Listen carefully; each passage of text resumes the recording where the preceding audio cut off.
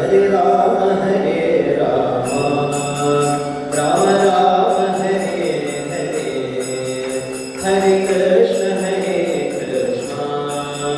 कृष्ण कृष्ण हरे हरे, हरे राम राम राम हरे हरे, हरे कृष्ण कृष्ण कृष्ण हरे हरे, हरे राम राम राम हरे हरे, हरे कृष्ण कृष्ण कृष्ण हरे हरे। गोपिका जीवन स्मरणं गोविंदा गोविंदा, जानकी कांत स्मरणं जय जय राम राम, सद्गुरुनाथ महाराज की जय, आंजनेय स्वामी की जय। शुक्लांबरधरं विष्णुं शशिवर्णं चतुर्भुजं, प्रसन्नवदनं ध्यायेत् सर्वविघ्नोपशान्तये। नमो नमः सद्गुरुभ्यः सद्गुरुभ्यो नमो नमः, नमो नमः सद्गुरुभ्यः सद्गुरुभ्यो नमो नमः। ज्ञानवैराग्यसम्पूर्णां हरिभक्तिपरायणां पूर्वाचार्याणां वन्दे सम्प्रदायप्रवर्तकान्, प्रह्लादनारदपराशरपुण्डरीकव्यासाम्बरीशशुकशौनकविश्वदाभ्यां, रुक्माङ्गदार्जुनवसिष्ठविभीषणादि पुण्यानिमान् परमभागवतान् स्मरामि। काषाय दण्डकरकादिविभूषिताङ्गा वैराग्यभाग्यजलधे करुणानिधे त्वं, संसारकूपवनितस्य समाकुलस्य बोधेन्द्रदेवा मदेहि करावलम्बम्। हरे रामेति कृष्णेति नाम सङ्कीर्तनं सदा, लोकक्षेमाय कुर्वन्तं प्रेमिकं सद्गुरुं भजे। कलये सुन्दराकारं सदैकप्रियदर्शनम्, अज्ञाननाशकं देवं सद्गुरुं मुरलीधरं, मुरलीमण्डितकरकमलं मुनिजनमोहनं, व्यत्यस्तपादं वनमालाधारिणं, प्रेमभक्तमण्डलनित्यकीर्तितं प्रेमिकवरदम् आश्रयेऽहम्। कृष्णप्रेममहाभावलक्षणानि विशेषतः त्वामेवाश्रित्य राजन्ते राधिके माधुरी सखि। वामे भूमिसुता पुनश्च हनुमान् पश्चात् सुमित्रा सुतः, शत्रुघ्नो भरतश्च पार्श्वदलयोर्वायुमादिकोणेषु च, सुग्रीवश्च विभीषणश्च युवरात् तारासुतो जाम्बवान्, मध्ये नीलसरोजकोमलरुचिं रामं भजे श्यामलं। गोष्पदीकृतवाराशिं वशकीकृतराक्षसं, रामायणमहामाला रत्नं वन्दे अनिलात्मजम्। यत्र यत्र रघुनाथकीर्तनं तत्र तत्र कृतमस्तकाञ्जलिं, बाष्पवारि परिपूर्णलोचनं मारुतिं नमत राक्षसान्तकम्। मनोजवं मारुततुल्यवेगं जितेन्द्रियं बुद्धिमतां वरिष्ठं, वातात्मजं वानरयूथमुख्यं श्रीरामदूतं शिरसा नमामि। नामसङ्कीर्तनं यस्य सर्वपापप्रणाशनं, प्रणामो दुःखशमनः तं नमामि हरिं परम्। भूतैर्महद्भिः यैमां कुरु विभुः निर्मायिषेते यदमुषु पूरुषः, पुङ्क्ते गुणान् षोडश षोडशात्मकान्, सोऽहं कृषिष्ट भगवान् वचांसि मे। भक्तர் பெருமையே பெருமை, भक्तர் பெருமையே பெருமை।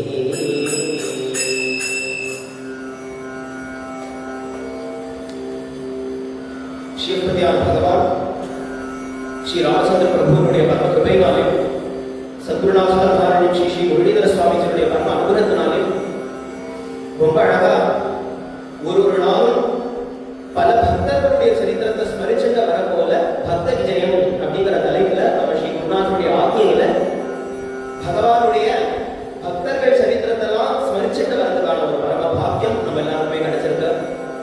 இன்னிலிருந்து 21ஆம் தேதி வரைக்கும் ஒரு நாளுமே ஒரு பக்தனுடைய கதையை ஸ்மரிச்சுட்டு வர போறோம்.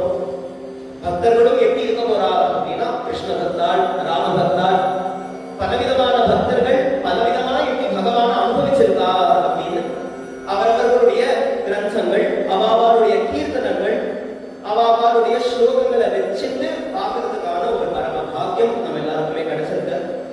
அதுல இன்னிலிருந்து 3 நாள் முதல்ல ஆரம்பிக்கும் போதே பாகவத சம்பிரதாயம், பாகவத தர்மம் அப்படின்னு எடுத்துக்கிட்டோம்னா பாகவத தர்மத்துக்கான முக்கியமான 3 குருக்கள், குருத்ரயம் அப்படின்னு சொல்றது பகவன் நாம போதேந்திர சரஸ்வதி சுவாமிகள், சுவாமி ஸ்ரீதரையாவாள், சத்குரு சுவாமிகள் அப்படின்னு இவா 3 பேருடைய சரித்திரத்தை முதல் 3 நாள் பார்த்துட்டு அதற்கு மேல பல பக்தர்களுடைய சரித்திரத்தை ஸ்மரிச்சுட்டு வருவோம்.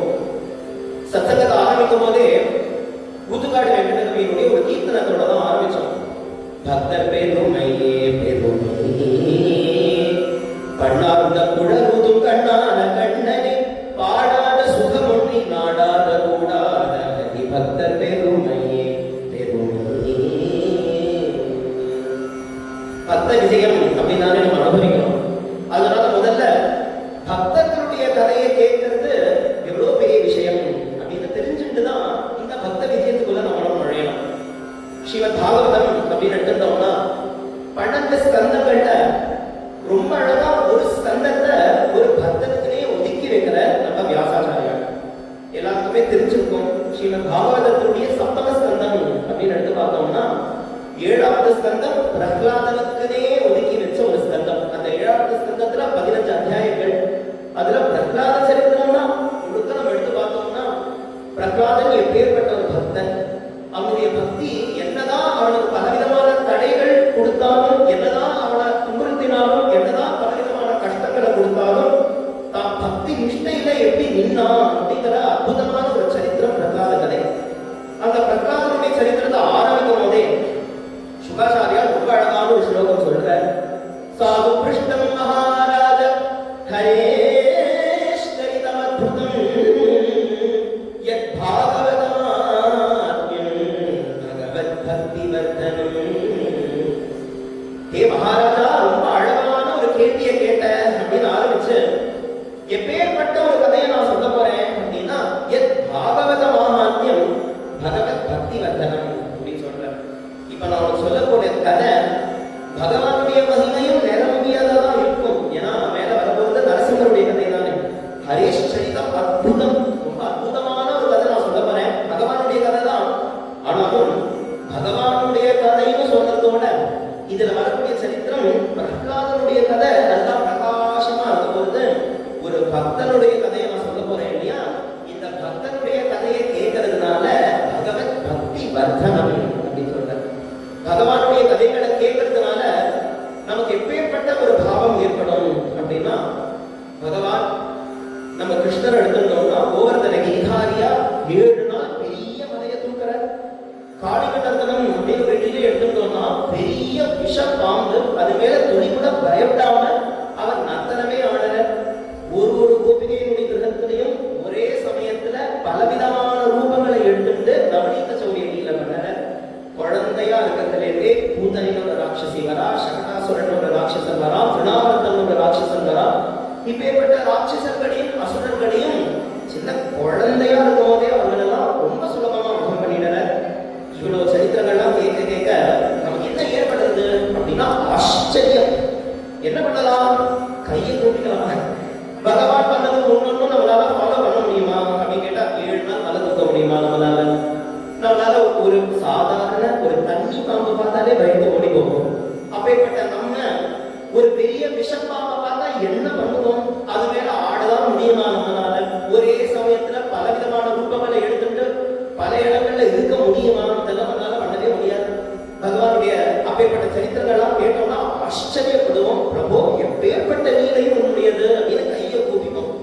ஆனா அதுவே பக்தர்களுடைய சரித்திரத்தை கேட்டோம் அப்படின்னா பிரகலாதனுடைய சரித்திரமா இருக்கட்டும், மீராபாயனுடைய சரித்திரமா இருக்கட்டும், பத்ராச்சல ராமதாசனுடைய சரித்திரமா இருக்கட்டும், துகாராம் மகாராஜனுடைய சரித்திரமா இருக்கட்டும், இந்த சரித்திரங்கள்லாம் ஒன்னொன்னும் கேட்க கேட்க அவர்கள்லாம் வாழ்க்கையில எப்படி இருந்தாலும் சாதாரணமா தான் இருந்தா, நம்மளை போல சாதாரண மனிதர்களாக தான் இருந்தா. துகாராம் மகாராஜ் போன்ற மகாராஷ்டிர சந்துகள் சரித்திரம்லாம் எடுத்து பார்த்தோம்னா அவளும் கிரகஸ்தாரா தான் இருந்தா. அவளுக்கும்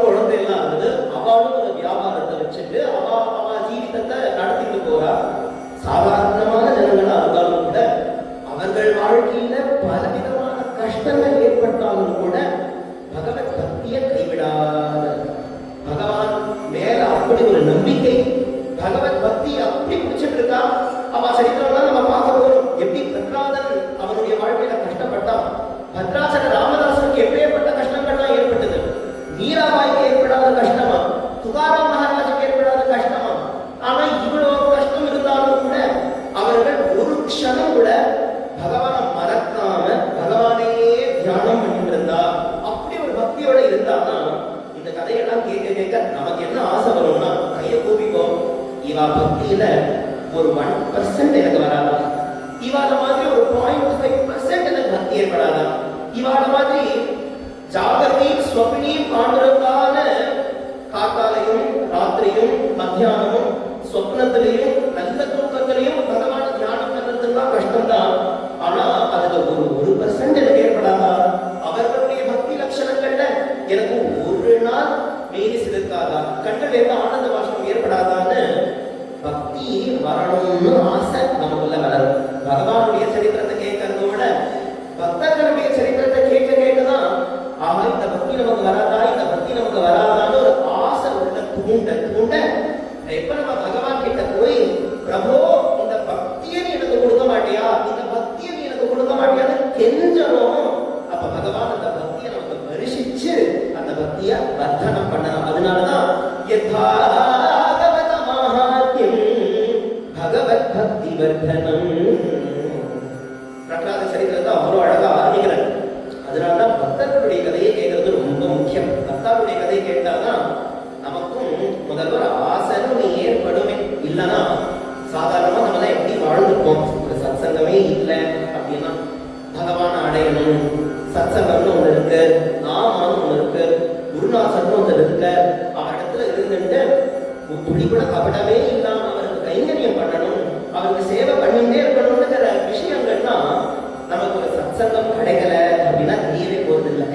பக்தாவுடைய சரித்திரம் கேட்கல அப்படின்னா குருக்கு கைங்கரியம் பண்றதுடைய மகிமையும் சாதுக்களுக்கு கைங்கரியம் பண்றதுடைய மகிமையும் நாமத்தினுடைய மகிமையும் நமக்கு தெரியவே போறது இல்லை. இதெல்லாம் தெரிஞ்சுக்கணும்னாலே இவர்கள் கதையெல்லாம் நிறைய நம்ம கேட்கணும் இல்லையா. அதனாலதான் பக்தா சரித்திரம் கேட்கறது அவ்வளவு முக்கியம் அப்படின்னு சொல்றான். புதுகாடு வைக்கிறதுக்கு மேல பாடுற பக்தர் பெருமையை பாடுவதறினே, பக்தர் பெருமையை பாடுவதறினே, பாடினாலும் எங்கோ கோட்டில் சிறிதே, சக்தி இல்லையானாலும் ஆசையோ பெரிதே, சக்தி இல்லை ஆனாலும் ஆசையோ பெரிதே, தானாக என்ன மனம் தேனாய் ஒருவரே பக்தர் பெருமையே அழகா சொல்ற. பக்தர் பெருமையை பாடுவது அறிவே, பாடினாலும் எங்கோ கோட்டியில் சிறிதே. பகவானுடைய கதைகள் பல இடங்கள்ல கதா சிரவணம் ஏற்படுது. பல இடங்கள்ல ராமாயண கதை, பல இடங்கள்ல பாகவத கதை, பல இடங்கள்ல மகாபாரத கதை, பல இடங்கள்ல இந்த மாதிரி பகவானுடைய சரித்திரம் பாடுறாலே.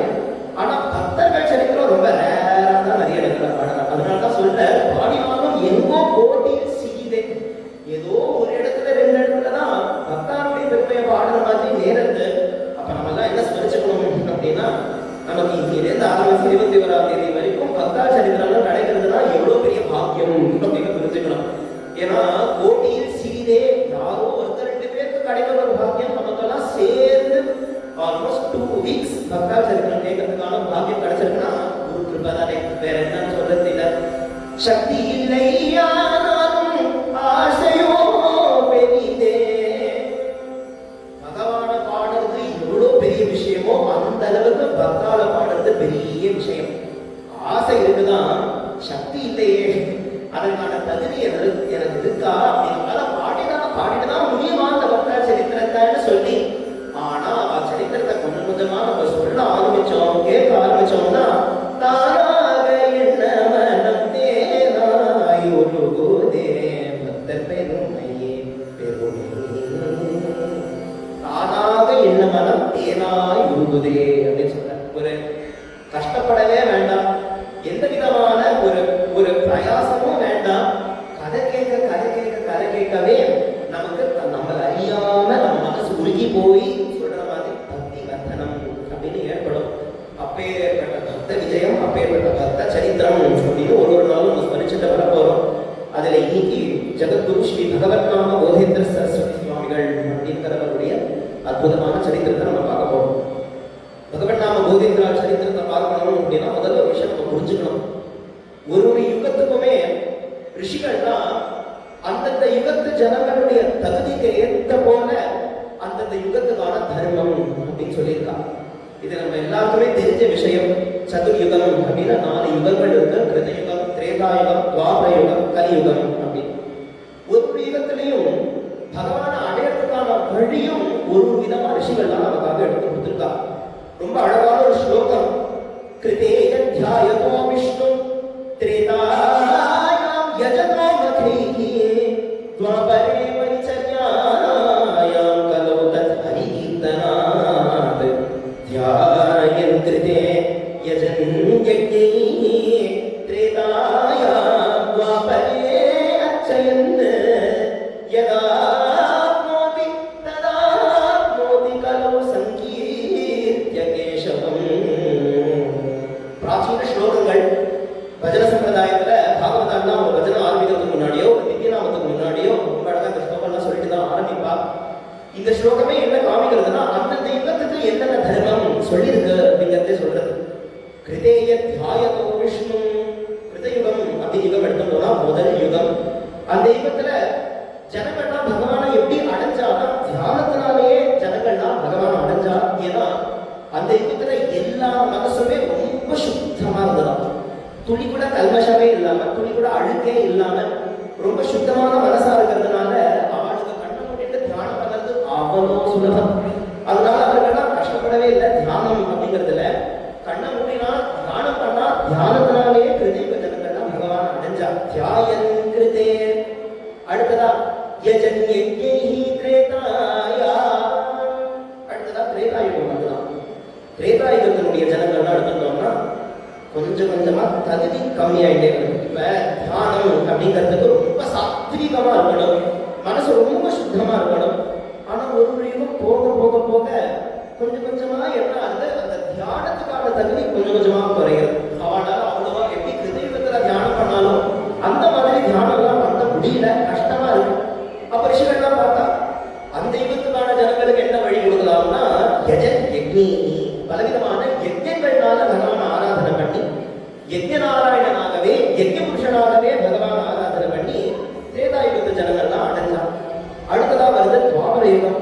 துவாபரே பரிச்சர்யாயா, துவாபரே அர்ச்சயன் அப்படின்னு பலவிதமான கோவில்கள்ல அங்கங்க இருக்கக்கூடிய பெருமாளுக்கு அர்ச்சாத்திரிவேணியான பகவானுக்கு பலவிதமான அர்ச்சனைகள்னாலையும் பூஜையினாலேயே அடுத்த யுகத்துல பகவான ஆராதனை பண்ணி பகவான அடைஞ்சா அப்படின்னு கொஞ்சம் கொஞ்சமா பார்த்துட்டு வந்தேன்னா முதல்ல தியானம்.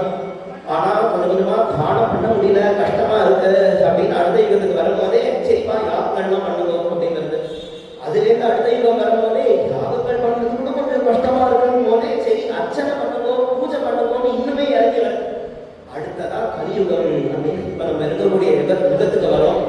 கலியுகத்துக்கு வந்தோம்னா ஜனங்கள்லாம் எப்படி இருப்பா அப்படின்னு ஸ்ரீமத் பாகவதமே ஒரு ஸ்லோகத்தை சொல்றது. மந்தா சுமந்தமதயா மந்தபாக்யா யுகத்ருதா. கலியுகத்தினுடைய ஜனங்கள்னா மந்தங்களா, சுமந்தமதி, பகவான் அடையறதுக்கான எந்த ஒரு புத்தி கூர்மையா இருக்கணுமோ அது ஷார்ப்பா இருக்காதா. லௌகிக விஷயங்கள்லாம் நல்ல ஷார்ப்பா இருக்கும். ஆனா பகவான் அடையிற பாதை மார்க்கம்னு வரும்போதே எந்த அளவுக்கு கூர்மையா இந்த ஒரு புத்தி இருக்கணுமோ அப்படி இருக்காது. அதனால சுமந்தமதயா, அதுக்கும் மேல ஒரு பதத்தை போடுற மந்த பாக்கியமகா. என்னன்னா ஆசையா இருக்கலாம். அடடா 6 மணிலேருந்து 8 மணி வரைக்கும் நம்ம சுந்தராஞ்சநேயர் கோயில்ல கதை நடக்கிறதாமே, அதுவும் பக்தர்களுடைய சரித்திரம்னா வேற பேசுறாமே. இந்த ஒரு சான்ஸ் கிடைச்சா எப்படி இருக்கும், எப்படியாவது நம்மளுடைய கேலண்டரை நம்ம இதுக்கு கிளியர் பண்ணிட்டு நம்ம போய் இந்த கதையை அட்டென்ட் பண்ணலாம்னு யோசிக்கும் போதே ஒரு கால் வந்து சொல்லுவார், கரெக்டா 6:30 8க்கு ஒரு மீட்டிங் இருக்கு, அட்டென்ட் பண்ணியே ஆகணும் அப்படின்னு. அடுத்ததா ஒரு கால் வரும், கரெக்டா 6:30க்கு புதுசா ஸ்பெஷல் கிளாஸ் வைக்கிறோம், உங்க குழந்தைய வர சொல்லுங்க, நீங்க தான் கூட்டி வரணும் அப்படின்னு. என்னதான் நமக்கு ஆசைன்னு இருந்தாலும் அந்த பாக்கியா, அதுக்கான பாக்கியம் ரொம்ப குறைச்சலா வருமா இந்த ஒரு கலியுகம் எடுத்துட்டோம்னா. அப்பேற்பட்ட ஜனங்களுக்கு, கலியுக ஜனங்களுக்கு என்ன கதின்னு காமிக்கிறது?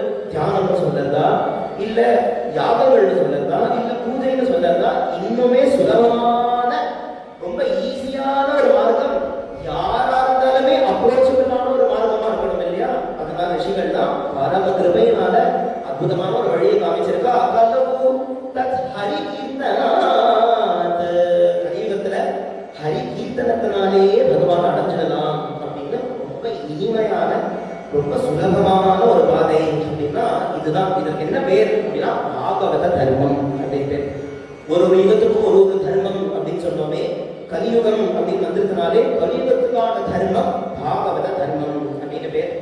இந்த பாகவத தர்மம் எப்பேற்பட்டது அப்படின்னு நம்ம பாகவதமே நமக்கு அழகா காமிச்சு கொடுக்கிறது. பாகவதத்தினுடைய ஏகாதச ஸ்கந்தத்துல, பாகவதத்தினுடைய ஏகாதச ஸ்கந்தம் 11th canto, ஏகாதச ஸ்கந்தம் எடுத்து பார்த்தோம்னா ரொம்ப அழகா வசுதேவர் தேவகிக்கும் நாரதருக்கும் ஏற்படக்கூடிய ஒரு சம்பாஷணையாகவும், நவ யோகிகளுக்கும் நிமி அப்படின்னு ஒரு மகாராஜாவுக்கும் ஏற்படக்கூடிய ஒரு சம்பாஷணையாகவும் பாகவத தர்மத்தினுடைய பெருமை தான் ஆரம்பிக்கிறதே அந்த ஏகாதச ஸ்கந்தத்துல. அதுல ரொம்ப அழகான ஒரு சில ஸ்லோகங்கள் இந்த பாகவத தர்மம்னு சொல்றோமே கலியுகத்துல, இது எவ்வளவு சுலபம் அப்படின்னா யானாஸ்தாய நரோ ராஜன் ந பிரமாத்யேத கரிஹிசித் தாவன் நிமில்யமானேத்ரே நஸ்கலேத் நபதேதிஹ. அழகான ஸ்லோகம். இந்த பாகவத தர்மத்துல எவ்வளவு சுலபமா நுழையலாம் அப்படின்னு கேட்டா பொதுவா சொல்லுவாங்க இல்லையா, சார் அந்த பாதையில போலாமா அப்படின்னு கேட்டா கண்ணை மூடிட்டு போலாம், அந்த எங்க நீங்க போனோமோ அடைஞ்சிடுவே அப்படின்னு சொல்லுவாரு. அதே விஷயத்த சம்ஸ்கிருதத்தை ஸ்லோகம் சொல்றது, பாவன் நிமீல்யவா நேத்ரே, கண்ணை மூடிட்டு இந்த பாகவத தர்மத்துல போலாம். என்ன ஆகும்னா நஸ்கலேத் நபதேதிஹ, கண்ணை மூடிட்டு பாகவத தர்மத்துக்குள்ள நம்ம பிரவேசிச்சோம் அப்படின்னா நம்ம கவலைப்படவே வேண்டாம். வேற எந்த ஒரு மார்க்கமா இருந்தாலும் கூட விழறதுக்கான ஒரு சான்ஸ் அப்படின்னு ஒண்ணு உண்டா. ஆனா இந்த மார்க்கம் பாகவத தர்மம்னு ஒரு மார்க்கத்தை எடுத்துட்டோம்னா தடுக்கி விழவே மாட்டோம். கண்ணை மூடிட்டு நுழையலாம். எந்த பாதையை அட்டைன் பண்ணணுமோ அந்த பாதையை சுலபமா அட்டைன் பண்ணிடலாம். அதனாலதான் சொல்ல ரொம்ப அழகான ரொம்ப இனிமையான ரொம்ப சுலபமான ஒரு மார்க்கம்னா பாகவத தர்மம் தான். பல மகாத்மாக்கள் இதெல்லாம் காமிச்சு கொடுத்துருக்காங்க. தியாகராஜ சுவாமிகள் அப்படின்னு நம்ம எடுத்துட்டோம்னா தியாகராஜ சுவாமிகள் வாழ்க்கையிலேயே அவர் பல ஜனங்கள் பல விதமா பகவான் அடையிறதெல்லாம் பார்க்கிறார். ஒருத்தர் என்ன பண்றதுன்னா தலை கீழே நின்றுட்டு ஏதோ கஷ்டப்பட்டு யோகாபியாசம் பண்ண பார்க்கிறார். அவர் ரொம்ப கஷ்டப்படல. ஒரு சில பேர் கண்ணை மூடிட்டு எப்படியா பிராணனை அடக்கணும்னு பார்க்கறா. அன்னைக்குன்னு பார்த்தவருக்கு சளி, அவரால் சரியாவே பிராணாயாமம் பண்ணவே முடியல. ஒருத்தர் கண்ணை மூடிட்டு கண்டு தியானம் பண்ணணும்னு பார்க்கிறார். ஆனா நல்ல தூக்கம் நல்லது.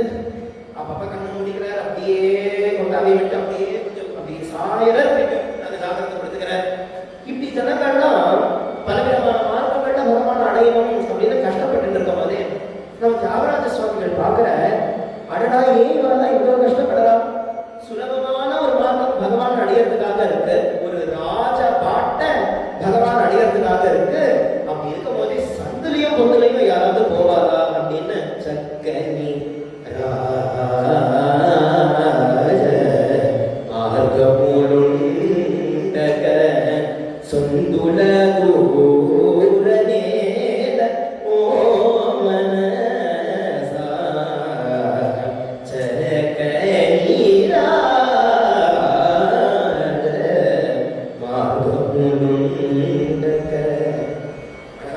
சக்கனி ராஜமார்க்கம், ஒரு ராஜ பாட்டை எடுத்து பகவான் அடையறதுக்கு என்னெல்லாம் பாகவத தர்மம் அப்படின்றது பேரு. பாகவத தர்மம்னு ஒரு ராஜ பாட்டை எடுக்கும் போதே யாராவது சந்திலையும் பொருளையும் இந்த இடம் போய் கஷ்டப்படவாளா அப்படின்னு தியாகராஜன் கேட்கல. இதையேதான் நம்ம குருநாதரும் ரொம்ப அழகா ஒரு முதல கீதத்துல பாடுற, அப்படியே தமிழ் படுத்தி நம்ம கிட்டலாம் நமக்கு சுலபமா புரியற போல சொல்ற, இதுதான் ராஜமார்க்கம் அப்படின்னு. இதுவே ராஜ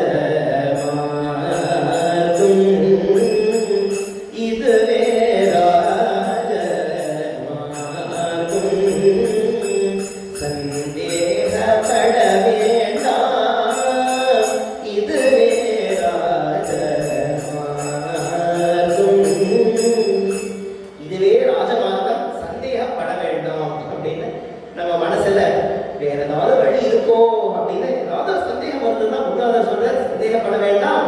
இதுவே ராஜமார்க்கம் அப்படின்னு. பாகவத தர்மம் தான் ராஜமார்க்கம். எவ்வளவு சுலபமான மார்க்கம் அப்படின்னா ரொம்ப அழகா சொல்ற, பால முதல் வயோதிக வரை ஆண் பெண் இருவரும் பயணிக்கலாம், இதுவே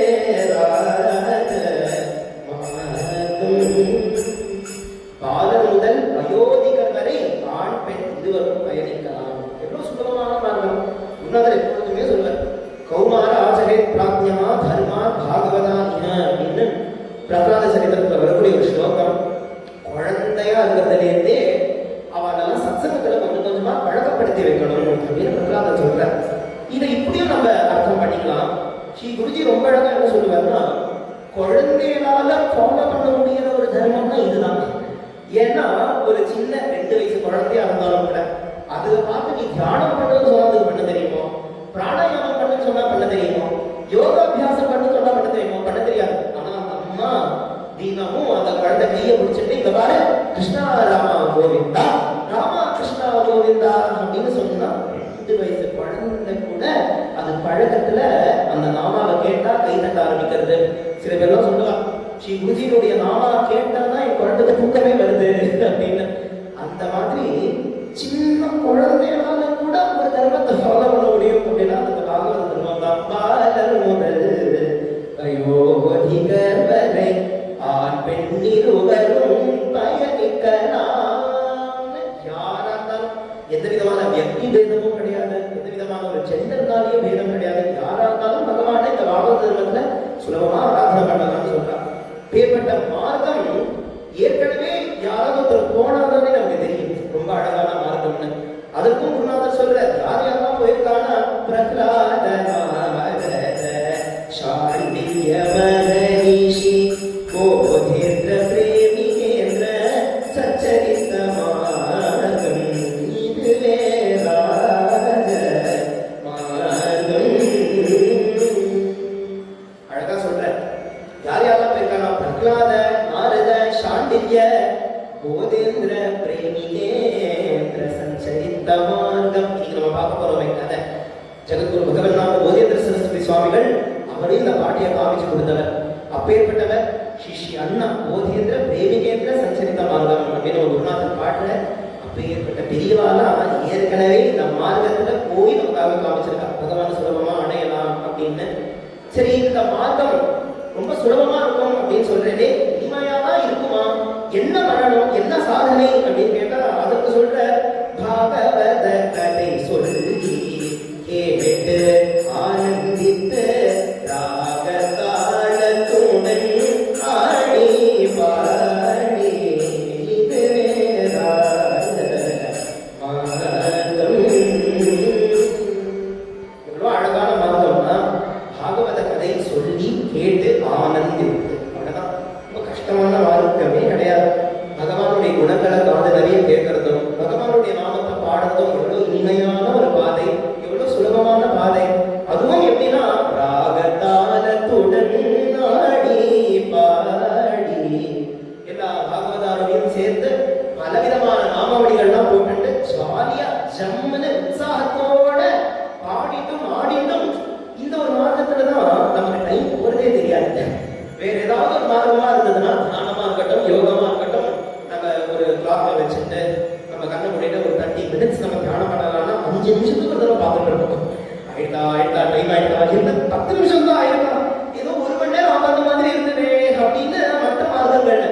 இதுவே நமக்கே இது ஒரு எக்ஸ்பீரியன்ஸா இருக்கும். ஒரு கதை நடக்கிறது, இல்ல ஒரு திவ்ய நாமம், ஒரு பஜனை அப்படின்னா ஆரம்பிக்கிற நேரம் தான் நமக்கு தெரியும், முடிச்சுதான் அதுக்குள்ள அப்படின்னு பார்ப்போம். அவ்வளவு அழகான ஒரு மார்க்கம்னு சொல்லணும். அப்பேற்பட்ட இனிமையான ஒரு மார்க்கம் அப்படின்னா இது ஒரு பாகவத தர்மம் தான். அப்பேற்பட்ட பாகவத தர்மத்தில் இருக்க இருக்க இருக்க வேற எந்த பிரயாசமும் இல்லாமவே என்ன ஆயிடுதுன்னா ராகத்வேஷம் விலகும், பிரேமை பெருகும், உள்ளத்தில் சுகக்கடல் பொங்கி ததும்பிடும் இதுவே ராஜ மார்க்கம். வேற எந்த விதமான கஷ்டமான சாதனைகள்லாம் ஃபாலோ பண்ணாமையே என்னென்னலாம்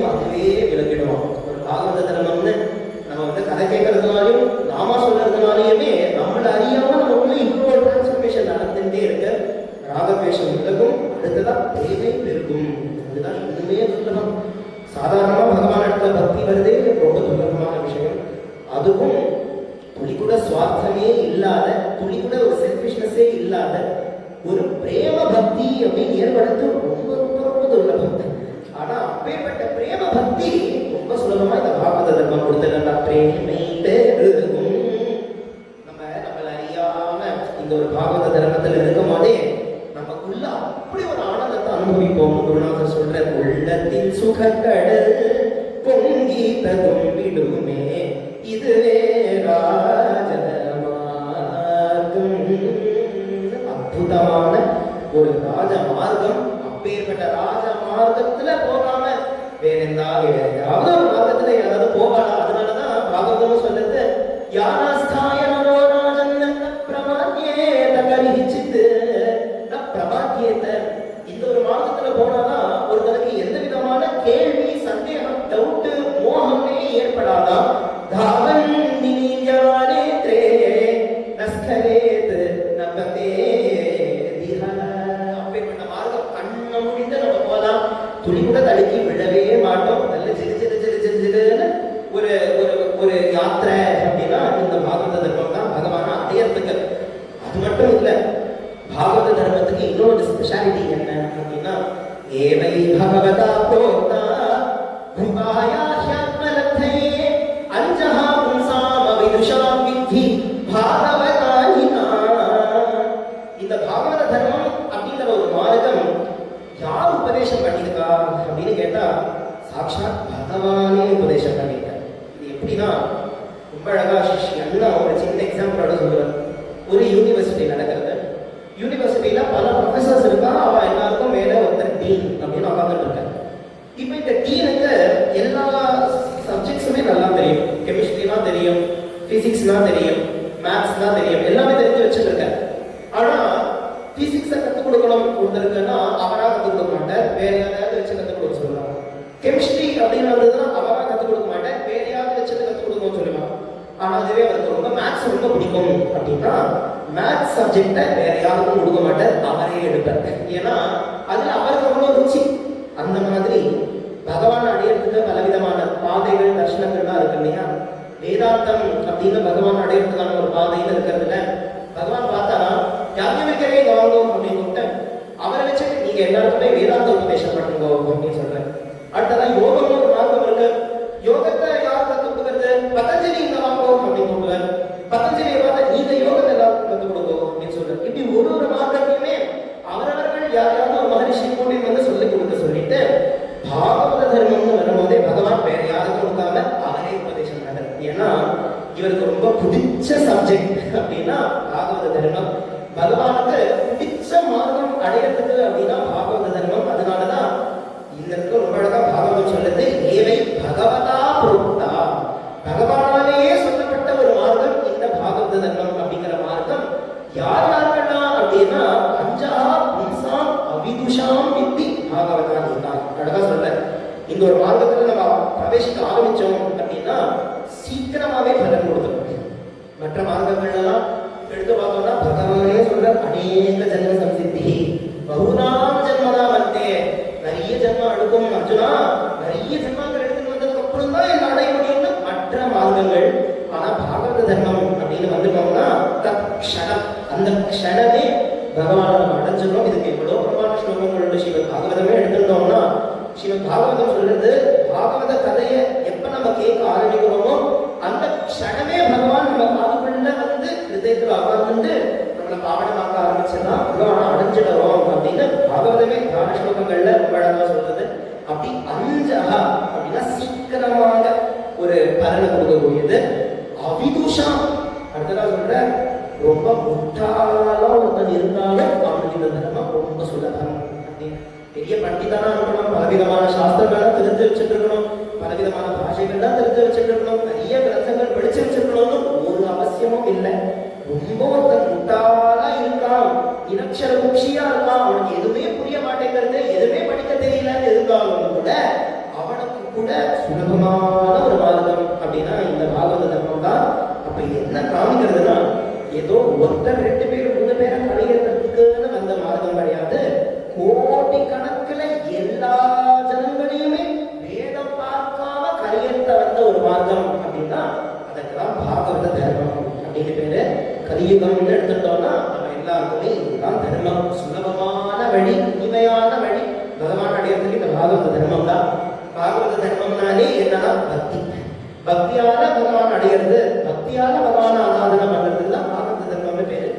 இந்த பாகவத தர்மத்தினுடைய அடிப்படை அப்படின்னு எடுத்துட்டோம்னா முதல்ல பாகவத தர்மம் பக்தி அப்படின்னு எடுத்துக்கிறதுக்கு ரொம்ப அழகா பிரகலாதனே என்ன பாகவத தர்மம்னா என்ன, பகவான அதுல எப்படி அடைகிறதுக்குங்கிறதுக்கு நவலட்சணங்கள் கொடுக்குறேன். ஸ்ரவணம் கீர்த்தனம் விஷ்ணு ஸ்மரணம் பாதசேவனம் அர்ச்சனம் வந்தனம் தாஸ்யம் சத்யம் ஆத்மநிவேதனம் இது பும்சார்பிதா விஷ்ணு பக்திஷ்டே நவலட்சணா. பக்தியினுடைய 9 லட்சணங்கள் அப்படின்னு ரொம்ப அழகா இந்த பிரகலாதனே எடுத்து காமிக்கிற. இதுதான் பாகவத தர்மத்துக்கான 9 லட்சணம். பகவான பாகவத தர்ம ரீதியில அடையறதுக்கான 9 வழி.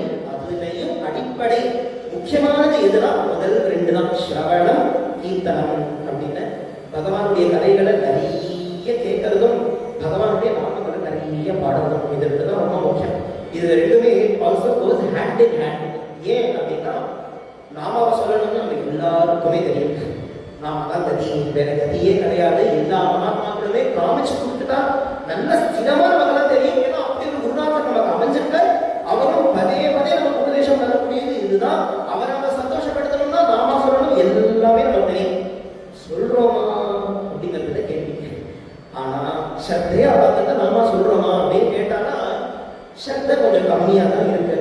நம்ம என்னதான் ஆசைப்பட்டாலும் நம்ம மனசுல எவ்வளவு வச்சிருக்கோமோ ஆரம்பத்துல ஆரம்பிச்சு ஒரு ஆள் அப்படின்னு ஆரம்பிப்போம். ஆனா போக போக போக போக போக போக கொஞ்சம் கொஞ்சம் அதை கம்மியாயிட்டே வரும். இப்படி கம்மி ஆகும்போது என்ன பண்ணணும்னா கதை கேட்கணும். இப்படி கொஞ்சம் கொஞ்சமா நம்மளோட மோட்டிவேஷன் கம்மி ஆச்சுன்னா உடனே அஜாமில சரித்திரம் கேட்டோம்னா அந்த அஜாமிலன் எப்பேற்பட்ட பாப்பி கடைசி க்ஷணம் அவனுடைய பிள்ளையும் பண்ணோம்னா ஹே நாராயணான்னு கதறினா அப்ப அந்த பிள்ளை திரும்பி பார்த்தானோ இல்லையோ சாட்சாத் நாராயணனே திரும்பி பார்த்து கரையத்தினான்ங்கிற சரித்திரத்தை கேட்டா ஆஹா, ஒரே ஒரு தடவை தன்னுடைய பிள்ளையும் பண்ற வியாஜத்துல அந்த நாமா வாக்குல வந்தாலும் கூட அந்த நாமம் கரையத்துனா நான் சத்தியா சொல்ல வேண்டாமா, அந்த நாமத்தை நான் சொல்ல வேண்டாமா, என் குருநாதர் பேர அந்த நாமாவை கொடுத்திருக்காரே, எப்பேற்பட்ட பாக்கியம் சொல்லணும்னு தீவிர மோட்டிவேஷன் ஜாஸ்தியா இருக்கும். இந்த மோட்டிவேஷனோட கொஞ்சம் நாம சொல்லுவோம். போக போக கொஞ்சம் கிராஜுவல் டிக்ரீஸ் ஆனாலும் ஆகும். அப்படி ஆகும் போதே ஒரே திருப்பியும் பகவான் நாம உதயநாட்டுடைய சரித்திரத்தை கேட்டோம்னா நாமத்தினுடைய மகிமை எப்பேற்பட்டதுன்னு தெரிஞ்சுட்டு இன்னும் ஒரு மோட்டிவேஷனோட கதை நம்ம கேட்டு இன்னுமே நாம சொல்லுவோம். அதனால ஸ்ரவணம் கீர்த்தனம் நவீனத்தை எப்படி ஹேண்ட் டு ஹேண்ட் போகுது அப்படின்னா கதை கேட்க கதை கேட்க கதை கேட்க நாமத்தினுடைய மகிமை இன்னுமே நம்ம மனசுல பதிஞ்சிருக்க அந்த நாம பக்தி வளர வளர கீர்த்தனம் ரொம்ப அழகா சுலபமா நமக்கு ஏற்படும். அது நமக்கு ஒரு வாசனையாவே இறங்கிடும். அப்படிங்கிறதுனால இது 2 தான் ரொம்ப முக்கியம். இது 2 தான் பாகவத தர்மத்துக்கான அடிப்படையே. அப்பேற்பட்ட பாகவத தர்மத்துல சங்கீர்த்தனம் அப்படிங்கிறது ரொம்ப முக்கியம். நாம சொல்றது அப்படிங்கிறது தான் ரொம்ப அழகான பாதை, இனிமையான பாதை, முக்கியமான பாதை. எல்லாருக்குமே தெரியும் நாம தான் கதி அப்படின்னு. பல புராண ஸ்லோகங்கள் பல பிரமாண ஸ்லோகங்கள்லாம் இருக்கு நாம ஒன்னே போதும்னு. ஹரே நாமைவ நாமைவ நாமைவ மம ஜீவனம் கதௌ நாஸ்தேவ நாஸ்தேவ நாஸ்தேவ கதிரன்யதா கரே தோஷை ஹே ராஜன் அஸ்தி ஹேகோ மகான் குணः கீர்த்தனாதேவ கிருஷ்ணஸ்ய தசந்தா பரம் ரஜேத். நிறைய ஸ்லோகங்கள். ஹரே நாமைவ நாமைவ நாமைவ மம ஜீவனம் கலோ நாஸ்தியேவ நாஸ்தியேவ நாஸ்தியேவ கதிரன்யதா. கலியில நாமாவை தவிர வேற வழியே கிடையாது அப்படின்னு எவ்வளவு ஸ்லோகங்கள் சொல்லுங்க. என்னதான் கலியுகத்துல நிறைய தோஷங்கள்லாம் நிரம்பிய ஒரு யுகம்னு சொன்னாலும் அஸ்திஹேகம் மகான் குணா. அந்த கலியுகத்துக்கும் ஒரு பெரிய குணம் இருக்குப்பா.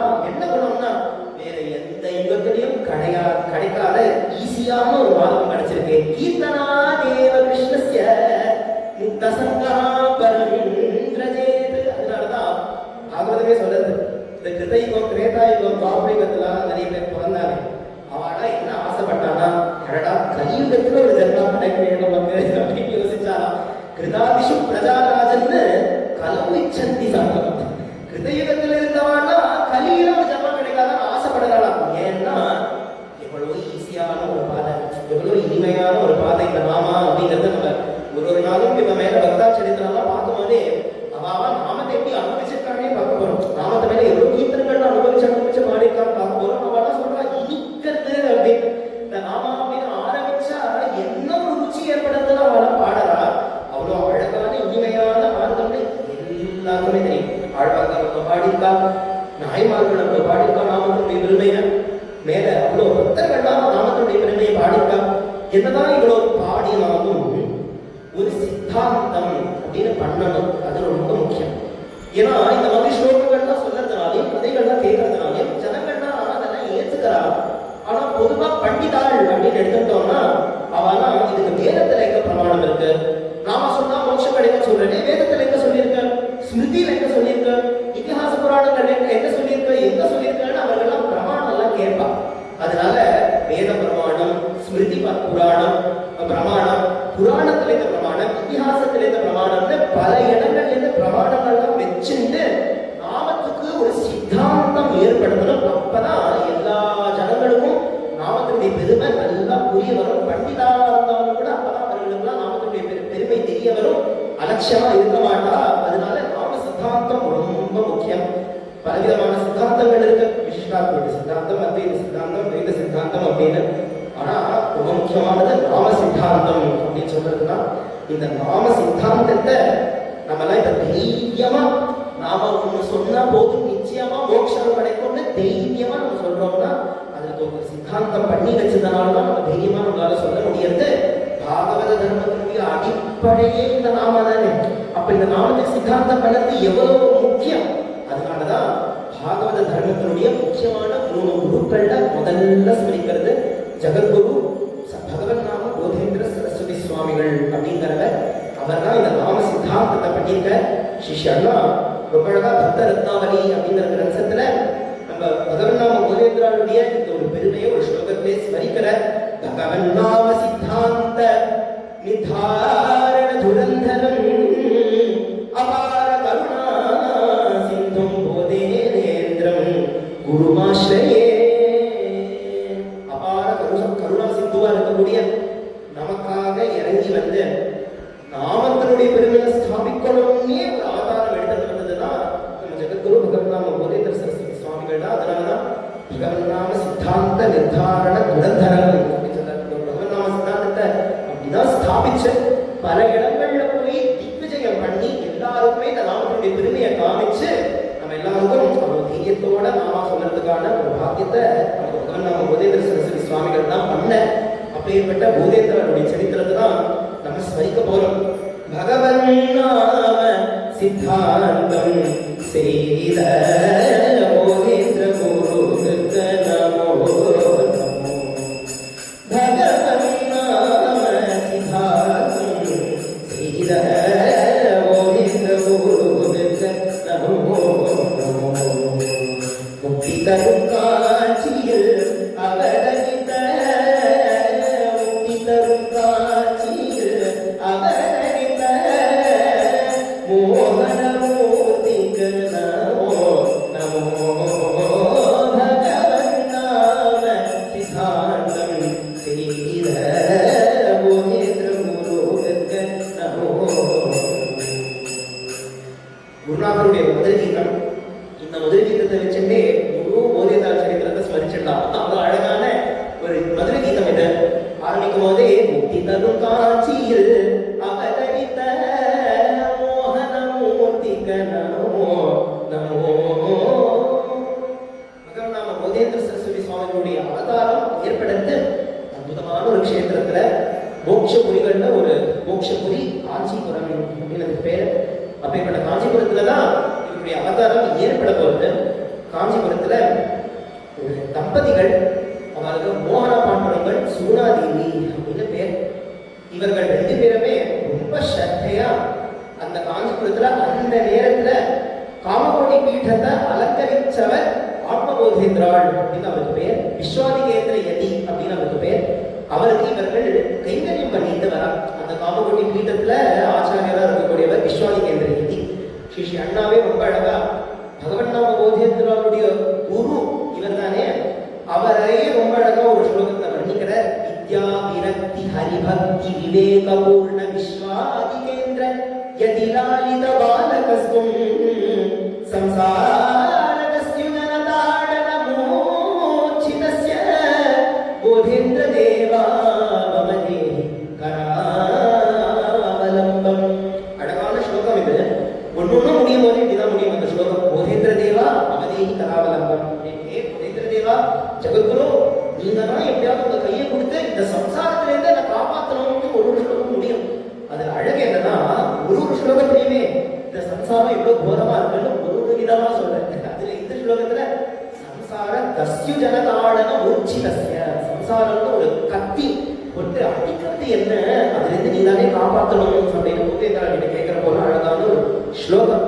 அதுல வித்யா விரக்தி ஹரிபக்தி விவேகபூர்ண விஸ்வாதி கேந்திர யதி அப்படின்னு ஆப்பபோதேந்திரன் எப்படி இருந்தார் அப்படின்னா, அவருடைய ஞானம், அவருடைய விரக்தி, அவருடைய ஹரிபக்தி, அவருடைய விவேகம் எல்லாம் பூர்ணமா இருக்கும் அவரிடத்துல. அப்பேற்பட்ட விஸ்வாதி கேந்திர யதினால லாலனப்பட்ட குழந்தைதான் நம்ம ஆப்பபோதேந்திரன், நம்ம பகவன் ஆப்பபோதேந்திரன் அப்படின்னு சொல்லிட்டு வரா.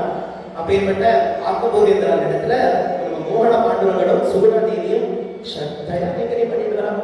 அவர்கள் ஸ்ரத்தையா கைங்கரியம் பண்ணிட்டு வருதுல அவளுக்கே ஒரு ஆனந்தம். ஒரு குரு கிட்ட கைங்கரியம் அப்படின்னு வந்துட்டோம் அப்படின்னா வேற எந்த இடத்துலையுமே கிடைக்காத ஒரு விஷயம், வேற எங்க இருந்துமே வாங்கிக்க முடியாத ஒரு விஷயம் ஒண்ணு அந்த குரு கிட்ட தான் இருக்குது. அவர்கிட்ட வந்துட்டோம்னா தான் அது நமக்கு கிடைக்கும். அதுக்கு என்ன பேர்னா சாந்தி அப்படின்னு பேர். வேற எந்த பொருளா இருந்தாலும் கடையில போய் வாங்கிடலாம், வேற எந்த பொருளா இருந்தாலும் எப்படியாவது சம்பாதிச்சிடலாம். ஆனா சாந்திங்கிறத சம்பாதிக்கவே முடியாது, அதை வாங்கிடலாம் முடியாது. கடையில வாங்குற ஒரு பொருளை மாதிரி.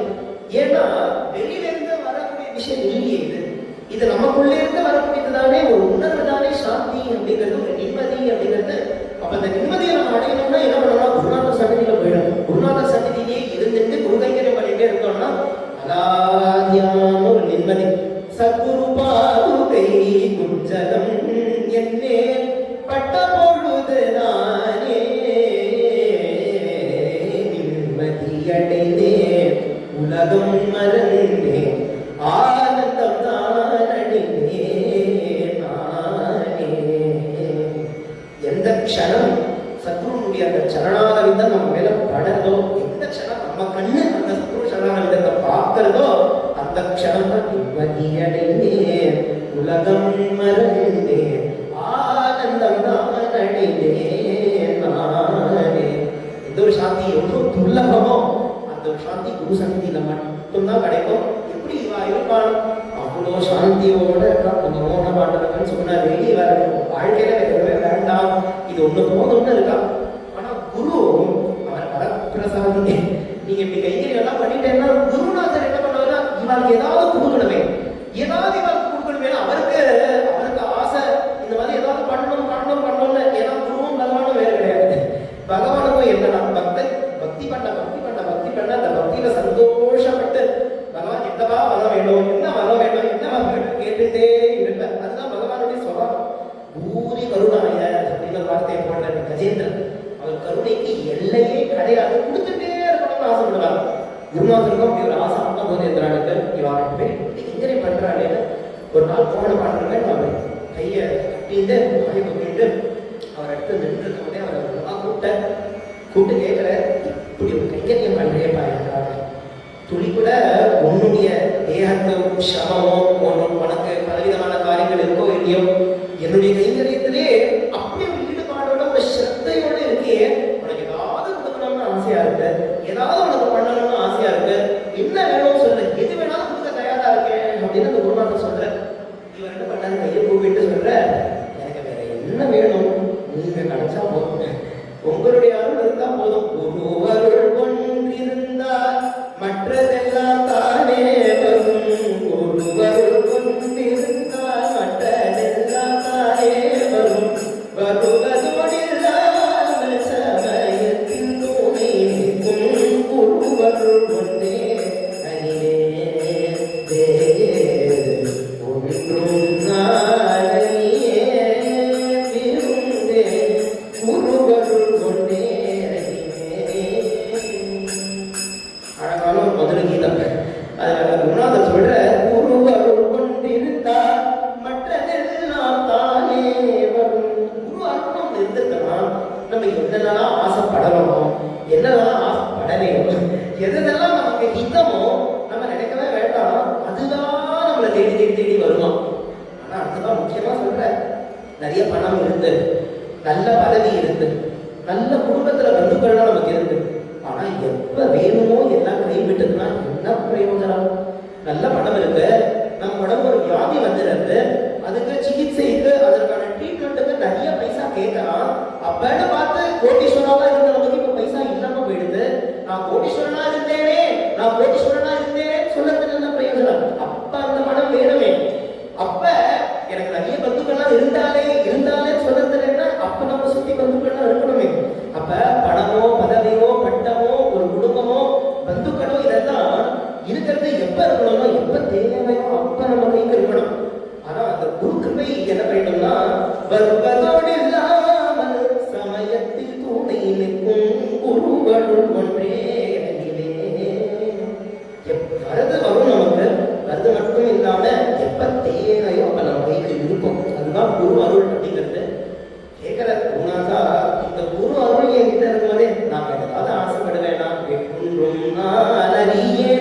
வேற எதுவுமே எனக்கு தெரியாது அப்படின்னு சொல்லிட்டாரு. குரு அருளை தவிர வேற எதுவுமே எனக்கு தெரியாது விடுமோ விரும்பேன்.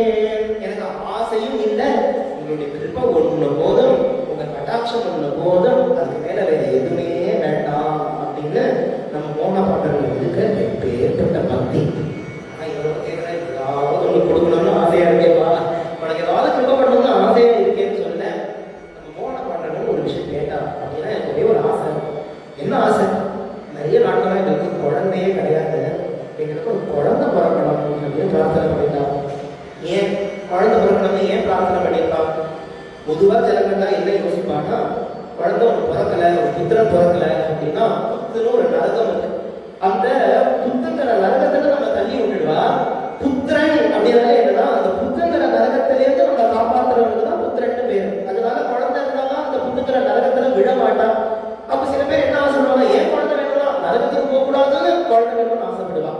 சில பேர் என்ன ஆசைப்படுவாங்க, நிறைய சொத்து வச்சிருக்கா, இந்த சொத்தெல்லாம் என்னடா பண்றது, நமக்கு கூட ஒரு வாரிசு இருந்தா நல்லா இருக்குமே கொடுத்துருக்குன்னு சில பேர் குழந்தைய ஆசைப்படுவான். மோகன பாண்டங்க நிறைய பேர் பண்ணுறாங்க, இதுக்கெல்லாம் அவர் குழந்தைய ஆசைப்படலை. அவர் நினைக்கிற இனிமே நான் எங்க நரகத்துக்கு போகிறேன், இப்படி ஒரு குருநாதர் அடைஞ்சதுக்கு அப்புறம் நரகம்னே ஒண்ணு நமக்கு கிடையாது, அதனால நரக பயம்லாம் கிடையாது. அடுத்ததான் சொத்து கொடுக்கணும் அதுக்காக வாரிசு கேட்டானா வாஸ்தவம் தான். அவன் சாதாரணமா நம்ம நினைக்கிற மாதிரி பணமோ லேண்டோ அந்த மாதிரி சொத்து கிடையாது. இவர் ஒரு பெரிய சொத்து வச்சிருக்காங்க. அதுக்கு என்ன பேருனா குரு கைங்கரியம்னு பேரு. குரு கைங்கரியோட ஒரு சொத்து இவர் வச்சுட்டு இருக்காரு. இவர் ஆசைப்பட நம்ம காலத்துக்கு அப்புறம் நம்ம குருநாதருக்கு கைங்கரியம் பண்ணதுக்கு ஒரு குழந்தை வேணும் அப்படின்னு. அப்படிதான் மகாத்மாக்கள்லாம் ஆசைப்படுவாங்க. மகாத்மாக்கள்லாம் ஒரு குழந்தை வேணும்னு ஏன் ஆசைப்படுவாங்க? ஒரு நம்ம குலதனமா இருக்கக்கூடிய இந்த ராமனுக்கு நமக்கு அப்புறம் பூஜை பண்ணதுக்கு ஒரு குழந்தை வேணுமே, குலதனமா இருக்கக்கூடிய கண்ணனுக்கு நமக்கு அப்புறம் பூஜை பண்ணதுக்கு ஒரு குழந்தை வேணுமே, அதுக்கும் மேல நம்ம தனமா இருக்கக்கூடிய குருநாதருக்கு நம்ம காலத்துக்கு அப்புறம் கைங்கரியம் பண்ணதுக்கு ஒரு குழந்தை வேணுமே அப்படின்னு ஆத்மாக்கள்லாம் ஆசைப்படுவோம். அப்படிதான் மோகன பாடல்களும் ஆசைப்பட்டத ரொம்ப சந்தோஷம். நம்ம ஆத்ம போதியத்திரனுக்கு ஒரு பழத்தை கொடுக்குற, அந்த பழத்தை நம்ம சுகுணாதேவி அம்மா எடுத்துக்கிறா. எடுத்துட்ட உடனே குரு கிருபையில 10வது மாசம் கிருஷ்ண விக்கிரகமாட்டம் ஒரு குழந்தை பிறக்கிறது. புருஷோத்தமன் அப்படின்னு அந்த குழந்தைக்கு பேர் வைக்கிறா. ரொம்ப அழகு, அப்படி ஒரு தேஜஸ். ஏன்னா ஒரு மகாத்மா இல்லையா, அதனால நல்ல தேஜஸோட இருக்கும் இந்த குழந்தை. இந்த குழந்தை கொஞ்சம் கொஞ்சமா வளர என்ன ஆசைனா, அப்பா மாதிரி குருங்க கைங்கரியம் பண்ணணும் அப்படின்னு ஒரு ஆசை. சின்ன குழந்தையா இருக்கிறது ரத்தத்துல இருக்கு அந்த குரு கைங்கரியம் அப்படிங்கிறது. குழந்தை கேட்டுக்கிட்டே ஒரு நாளுமே அப்பா நீங்க குருநாதருக்கு கைங்கரியம் பண்ணி இன்னைக்கு நானும் வரேன் குழந்தை ஆசைப்படுது. ஆனா நம்ம மோட பாட்டங்கள் பார்க்கல, இந்த குழந்தைய கூட்டிட்டு போனோம்னா எங்கேயாவது நமக்கு கைங்கரியம் பண்ணும்போதே ஏதாவது தடையா இருக்குமோ, டிஸ்ட்ராக்ஷனா இருக்க போறதோ அப்படின்னு இவர் யோசிக்கிறேன். ஆனா சுகுணாதேவி சொல்றா, இல்லைன்னு நீங்க குழந்தைய கூட்டிட்டு போங்க அப்படின்னு சொல்ல ரொம்ப அழகா நம்ம குழந்தை புருஷோத்தமனுக்கு அலங்காரம்லாம் பண்ணி விட்டு அழகா திலக்கம்லாம் இட்டு விட்டு நல்ல ஒரு பட்டு ஒரு வேஷ்டியை நல்லா கட்டி விட்டு ஜம்மனும் அலங்காரம் பண்ணி இந்த குழந்தை அப்பாவோட நம்ம குரு கைங்கரியத்துக்கான கிளம்புறா. அப்பா எப்படி கையை கட்டிட்டு வாய் பத்திட்டு நிற்கிறாரோ அந்த குழந்தைய பாக்குறது, அதே மாதிரி குழந்தைய கையை கட்டிட்டு வாய் பத்திட்டு அப்படி நின்றுட்டு இருக்க. அப்பா என்னெல்லாம் கைங்கரியம் பண்றாலும் அப்படியே திருத்தோடு அப்பா பின்னாடியே ஓடி இருந்து எல்லா கைங்கரியமும் நானும் பண்ற மாதிரி எல்லாம் பண்ண நம்ம ஆத்மா போதையெல்லாம் கவனிக்கல. இந்த குழந்தைய கவனிச்ச உடனே இங்க வா அப்படின்னு கூப்பிட்டு நம்ம மோகன பாட்டை கேட்கிற, யார் இது? அவர் சொல்ற, உங்க குழந்தை அப்படின்னு. என் குழந்தைன்னு சொல்லல, குருநாதா உங்க குழந்தை, உங்க பிரசாதமா எந்த குழந்தை பிறந்தாலும் அவன் தான் இவன் புருஷோத்தமன் அப்படின்னு சொல்ல, அடுத்த க்ஷணமே குருநாதர் கேட்ட, எனக்கு இந்த குழந்தையை கொடுக்கறையா அப்படின்னு கேட்டாங்கன்னா, பாக்கியம் இதற்குதானே இந்த குழந்தைய நாங்க ஆசைப்பட்டோம் அப்படின்னு சொல்ல அன்னிலேருந்து புருஷோத்தமனை ஆக்கபோதையான இடத்திலேயே அவர்கள் படிக்க ஆக்கபோதையான இடத்திலேயே இருந்துட்டு உபநயன சம்ஸ்காரங்கள்லாம் முடிச்சுட்டு பலவிதமான சாஸ்திரங்கள் வேதம் எல்லாமே இந்த குழந்தை கத்துட்டு வரும்போதே ஒரு சகபாட்டி தேவை, தன்னோட உட்காந்துட்டு ஒருத்தர் படிக்கிறதுக்கு அப்படின்னு ஒருத்தர் தேவை. அதனால ஞானசாகரன் அப்படின்னு ஒருத்தரும் சேர்ந்து இவர்கள் 2 பேருமே ரொம்ப அழகா பாடம் படிச்சுட்டே வரா. ஒரு யதிகள் அப்படின்னு எடுத்துட்டோம்னா பல நாட்கள் ஒரே இடத்துல இருக்க மாட்டார். அவர்கள் பரிவிராஜ காலம் ஒவ்வொரு இடமா அவர்கள் சஞ்சாரம் பண்ணிட்டே இருப்பார். அதனால ஆகமோதேந்திரா அடுத்ததா காஞ்சியிலேருந்து காசிக்கு ஒரு யாத்திரையா கிளம்புற. இந்த குழந்தைகள்லாம் பார்த்தீங்கன்னா படிச்சுட்டு இருந்தோம், நான் யாத்திரை முடிச்சுட்டு நான் வரேன் அப்படின்னு சொல்லிட்டு ஆகமோதேந்திரா கிளம்புறேன். 2 குழந்தைகளும் உட்காந்து வேத சாஸ்திரங்கள்லாம் படிச்சுட்டு வரா. இதெல்லாம் படிச்சாலும் நம்ம புருஷோத்தமனுக்கு பாடத்துல கவனமே இல்லை, குருநாதர் பாதத்துலதான் கவனமா இருந்துட்டே இருக்கான். ஒரு க்ஷணமுமே குருநாதரையே நினைச்சிட்டு படிப்பை ஏறல, தூக்கம் வரல, பசி இல்லை, ஒரு க்ஷணமும் நினைச்சிருந்தாரா எப்ப நம்ம குருநாதரை பார்க்க போறோம், எப்ப நம்ம குருநாதரை பார்க்க போறோம், அவர் வாசியில் இந்த கடைகள் எவ்வளவு நாள் ஆகும், இதுக்கு மேல என்னால தாங்கிக்க முடியாது, குருநாதர் பிரிஞ்சு எடுக்க முடியாது. ஒரு நாளுமே அந்த தாபம் வளர்ந்துட்டே இருக்கு, தூங்கத்தே கிடையாது. ஞானசாகரன் புருஷோத்தமனை பார்த்து கேட்கிறா, எப்பா தூங்கவே இல்லையா, கண்ணெல்லாம் செவந்திருக்கேன்னு கேட்டா, ஆமா ஞானசாகரா, குருநாதரை பிரிச்சு எனக்கு எங்க தூக்கம், குருநாதரை பிரிச்சு என்ன பாடம், என்னதான் நம்ம சாஸ்திரத்தை படிச்சாலும் கூட அவருடைய கிருபா கடாட்சம் இல்லைன்னா, அவர் சன்னிதானத்துல இல்லைன்னா அந்த சம்ஸ்காரம் எங்கேருந்து ஏறப்படுது, அந்த அனுபவம் எங்கேருந்து நமக்கு ஏற்பட போறது. அதனால நம்ம வேணாம் பண்ணலாம், இங்கேருந்து கிளம்பிடலாம், இங்கேருந்து கிளம்பி காசி கஷேத்திரத்துக்கு போய் நம்ம பார்க்கலாம், குருநாதரையும் பார்த்துடலாம், குருநாதருடைய இருக்கலாம் அப்படின்னு சொல்ல 2 குழந்தைகளுக்கும் ஒரு ஆசை, கிளம்பிடலாம் அப்படின்னு. சின்ன குழந்தையெல்லாம் இந்த காலம் 350 வருஷம் முன்னாடி நினைச்சு பாருங்க, சுலபமா என்ன காஞ்சியிலேருந்து காசி வரைக்கும் போறது. இந்த காலத்துலனா ஏதாவது ஃப்ளைட்னா புக் பண்ணிக்கலாம், ஏதாவது ட்ரெயின்னா நம்ம புக் பண்ணிட்டு போய்க்கலாம். அந்த காலத்துல அதெல்லாம் கிடையாது, பாத யாத்திரையா தான் போகணும். பாத யாத்திரையா காஞ்சியிலிருந்து காசிக்கு இந்த 2 குழந்தைகளும் கிளம்புறாங்க. 2 குழந்தைகளும் அப்படி ஒரு ஆசை, குருநாதரை போய் பார்க்கணும்னு அப்படி ஒரு ஸ்ரத்த, அந்த ஆசையும் ஸ்ரத்தையோடையும் அவர்கள் தான் கிளம்புறா. ஆனா இந்த காலம் மாதிரி இல்லை, சொல்ற மாதிரி பலவிதமான கஷ்டங்கள்லாம் அந்த யாத்திரையில ஏற்படும். அப்படி இவர்கள் நர்மதா நதி தீரத்துக்கு சேரும்போது 2 குழந்தைகளுக்கும் கொஞ்சம் உடம்பு ரொம்ப சரியாக போயிட்டு ரொம்ப கஷ்டப்படறா. அப்படி கஷ்டப்படும் போதே 2 பேருமே தன்னை கட்டிட்டு அழுதுட்டே பேசிக்கிறானாம், நம்ம குருநாதரை பார்ப்போமா பார்க்கணும்னா, குருநாதரை பார்த்து போமா, தர்ஷனம் கிடைச்சிடுமான்னு கேட்கும் போதே ஞானசாகரனுக்கு ஜோதிஷ சாஸ்திரம் நல்லா தெரியும். ஜோதிஷ சாஸ்திரம் தெரியறதுனால ஒரு பிரஷ்னத்தை போடலாம். அந்த பிரஷ்னத்தை போட்டு குருநாதரை நம்ம போய் பார்ப்போமா அப்படின்னு ஒரு பிரஷ்னத்தை போடும் போதே அதுல தெரிஞ்சிருந்து என்னன்னா, இவன் 2 பேர்ல ஒருத்தர் தான் போய் குருநாதரை பார்க்க போகலாம் அப்படிங்கிற விஷயம் தெரிஞ்சது. அது ஒருத்தர் தான் பார்க்க முடியும், இன்னொருத்தருக்கு போற வழியிலே உயிர் போயிடும் அப்படிங்கிறது தெரிய வந்த உடனே 2 குழந்தைகளும் தன்னை கட்டிட்டு அப்படி ஒரு ஸ்நேகம், அப்படி ஒரு சக்கியம், அழகா அழுதுட்டு இருக்கும் போதே 2 பேரும் ஒரு பிரதிஜை எடுத்துக்கிறானா, நம்ம 2 பேர்ல யார் குருநாதரை போய் பார்க்கிறோமோ, குருநாதரை பார்த்த உடனே அவன் அந்த கங்கா நதி தீரத்துல அவர்களும் அவன் உயிரை விட்டுடணும் அப்படின்னு ஒரு சத்திய பிரதிஜை இந்த 2 குழந்தைகளும் பண்ணிக்கிறா. பண்ணிட்டு கொஞ்சம் கொஞ்சமா போக போக அந்த நர்மதா நதி தீரத்திலே ஞானசாகரன் அவனுடைய உயிரை விட்டுடலாம். ஞானசாகரன் உயிர் போனதும் அங்கிருந்து வெறும் நம்ம புருஷோத்தமன் மட்டுமே கிளம்பி காசி கஷேத்திரத்தை அடைய, காசி கஷேத்திரத்துல குருநாதர் பார்க்கிற இந்த குழந்தை காஞ்சிபுரத்துல தானே இருந்தா, காஞ்சிபுரத்துல இருந்த இந்த குழந்தை எங்கிருந்து இங்க வந்திருக்கான் அப்படின்னு பார்த்தோடனே ஒரு சந்தோஷம் ஏற்படுது. நம்ம ஆத்மபோதேந்திராளுக்கு சந்தோஷத்தோட இந்த குழந்தை கிட்ட கேட்ட உடனே ஒரு புருஷோத்தமனும் நல்ல விஷயங்கள்லாம் சொல்லி அவரை சேவிச்சு அடுத்ததான் கை கூப்பிட்டு சொல்றா, நாங்க 2 பேரும் நானும் ஞானசாகரனும் இவரை சேவிக்கணும்னு தான் கிளம்பினோம். ஆனா வர வழியில ஞானசாகரன் அவருடைய உயிரை விட்டுட்டான். நாங்க ஒரு பிரதிஜை வச்சிருந்தோம், யார் குருநாதரை சேவிக்கிறாரோ அவரும் சேவிச்ச உடனே கங்கா நதி தீரத்துல அவர்களோட உயிரை விட வேண்டியது, அதனால நான் என்னுடைய பிராணனை நான் விட்டுட போறேன் அப்படின்னு சொல்லிட்டு போக குருநாதர் பார்க்கல, என்னப்பா புருஷோத்தமா இப்படிலாம் பேசலாமா, இந்த மாதிரி பிராணத்தியாகலாம் பண்ணக்கூடாதுப்பா, ஆத்மஹத்தி ரொம்ப ரொம்ப ரொம்ப தப்பான ஒரு விஷயம், அது பெரிய பாவம், அதை பண்ணக்கூடாது. அப்ப என்ன பண்ணுறது, நான் ஒரு பிரதிஜையான நான் எடுத்துட்டேனே, ஒரு சத்தியம்னு ஒன்று இருக்கேன், அந்த சத்தியத்தை காப்பாற்றணும்னு சொல்லும் போதே சொல்ற சத்தியத்தை காப்பாற்றணும் வாஸ்தவம் தான். ஆனா அதே நேரத்துல ஆத்மஹத்தி பண்ணிக்கிறது ஒரு பெரிய தப்பு. நான் வேணா உனக்கு சொல்றேன், சந்நியாசம் வாங்கிக்கணும் அப்படின்னு சொல்றாரு. ஏன்னா சந்நியாசம் அப்படிங்கிறது ஒரு ஜென்மாவுக்கு சமம்.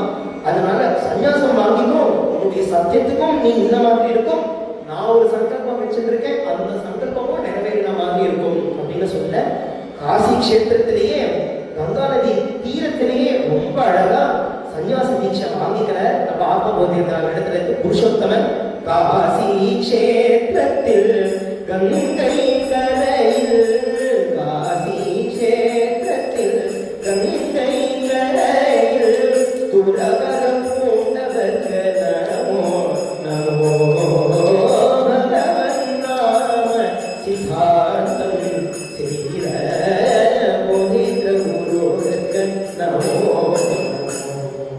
காசி கஷேத்திரத்தில் கங்கை கரையில் ஒரு மோட்சபுரி காஞ்சிபுரத்துல அவர் அவதாரம். அடுத்ததா காசி கஷேத்திரத்துல அவருக்கு சன்னியாச தீட்சை. இதுவும் ரொம்ப அழகு. காஞ்சி காமகோட்டி பீட்டத்துல பலவிதமான ஆச்சாரியர்களுக்கு ரொம்ப அழகழகான பேர்கள் இருந்தாலும் கூட இவருடைய பேர் ரொம்ப அழகா இருக்கு. என்ன தீட்சா நாம கொடுக்குற ஆத்மபோதேந்திரன்னா பகவன் நாம போதேந்திர சரஸ்வதி சுவாமிகள் அப்படின்னா அழகான ஒரு தீட்சா. பகவன் நாம போதேந்திர சரஸ்வதி. இதுலேயே என்ன தெரியறது, பேர்ல இருந்து என்ன புரியறதுன்னா எல்லா ஜனங்களுக்கும் பகவன் நாமத்தை அவர்கள் ஹிருதயத்துல ஸ்தாபிக்கணும், பகவன் நாமத்தை கொடுத்தே எல்லா ஜனங்களையும் உத்தாரணம் பண்ணறதுக்குன்னு வந்த ஒரு ஆச்சாரியன் அப்படின்னா இவர் தான் அப்படின்னு தீட்சா நாமத்திலேருந்து நமக்கு தெரிய வருது. அவ்வளவு அழகா பகவன் நாம போதேந்திர சரஸ்வதினு அவருக்கு அந்த பெயர் அவருடைய இருந்துட்டு ஆத்மபோதேந்திரனுடைய இருந்துட்டு இப்ப நம்ம போதேந்திர சுவாமிகளும் மடத்துல எப்பயும் என்னென்னலாம் சம்பிரதாயமோ என்னென்னலாம் அனுஷ்டானமோ எப்படி எப்படிலாம் பூஜை பண்ணணுமோ எல்லாத்தையுமே அவர்கிட்டயே கத்துட்டு ஒரு சில நாட்கள் காசி கஷேத்திரத்திலே இருக்க. அங்க ஒரு சில நாட்கள் இருந்ததும் அங்கிருந்து ஆத்மபோதேந்திரா நான் காஞ்சிபுரத்துக்கு கிளம்புறேன், ஆனா நீ இப்ப வர வேண்டாம், உனக்கு ஒரு பெரிய காரியம் ஒண்ணு இருக்கு, உன்னுடைய அவதார காரியம். எல்லா ஜனங்களுக்குமே நாமத்தினுடைய பெருமையை காமிக்கணும், நாம சித்தாந்தத்தை பண்ணணும். அதனால முதல்ல இங்கேருந்து ஒரு பூரி கஷேத்திரத்துக்கு போவோம் அப்படின்னு ஒரு உபதேசம் கொடுக்குற ஆத்மபோதேந்திரா. அதே சொல்ற அதுக்கும் பூரி கஷேத்திரத்துக்கு போனோம் ரொம்ப ஆசையா இருக்கும். எப்பேற்பட்ட ஒரு கஷேத்திரம் இது, அங்க இருக்கக்கூடிய விமானம் எப்பேற்பட்டவர். பரம் சத்தியம் சாந்தம் சிவம் அவிகலம் நிர்குணமஜம் ஜகஜன்மஸ்தேவ பிரளய கடனா சாட்சி நமஹம் சிதானந்தாகார பிரகிருதி புருஷாதார வலயம் கதா வீக்ஷே கிருஷ்ணம் ஹலஹர சுபத்ரா சஹச்சரம். சிஷ்யண்ணாவுடைய ஜெகநாதர் மேல எழுதின ரொம்ப அழகான ஜெகநாதாஷ்டகம். அந்த ஒரு ஸ்லோகமே எப்படி முடியறதுன்னா கதா வீக்ஷே கிருஷ்ணம், எப்ப நான் பார்ப்பேன் அந்த கிருஷ்ணனை, யாருன்னா ஹலஹர சுபத்ரா சஹச்சரம். ஒரு பக்கம் பலராமனும் ஒரு பக்கம் சுபத்ராவும் இருக்கக்கூடிய அப்பேற்பட்ட ஜெகநாதனான பிரபுவை நான் எப்ப தரிசனம் பண்ணுவேன், எப்படி அந்த தரிசனம் ஏற்படும். அது மட்டும் இல்லை, ஜெகநாத கஷேத்திரம்னாலே அதனுடைய ஸ்பெஷல் அந்த ரத யாத்திரை தானே. எப்பேற்பட்ட ரத யாத்திரை, அந்த ஜெகநாதனுடைய ரதமே ஒரு ஊர் மாதிரி பெருசா இருக்கும். ரசாரூடஸ்யாக்ரே பதி பதி ஜெகநாத நகரே ஹரே நித்யம் நித்யம் மதுர மதுரம் நாமச்சரணம் முடன் பூமோ பக்த்யா சுஜன சரணேஸ்வாதரயுனா கதா வீக்ஷே கிருஷ்ணம் ஹலஹர சுபத்ரா சஹச்சரம்.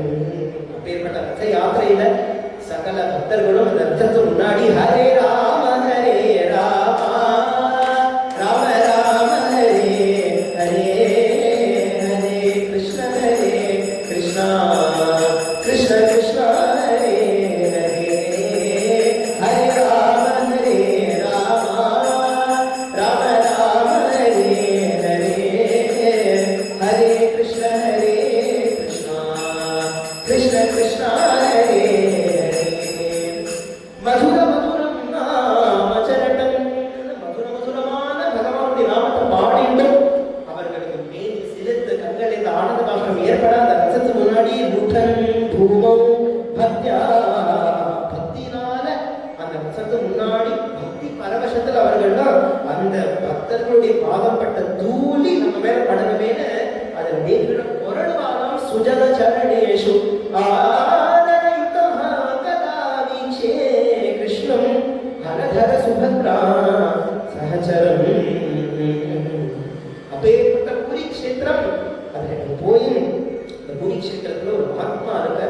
லக்ஷ்மீதர கவி அப்படின்னு அவருக்கு பேர்.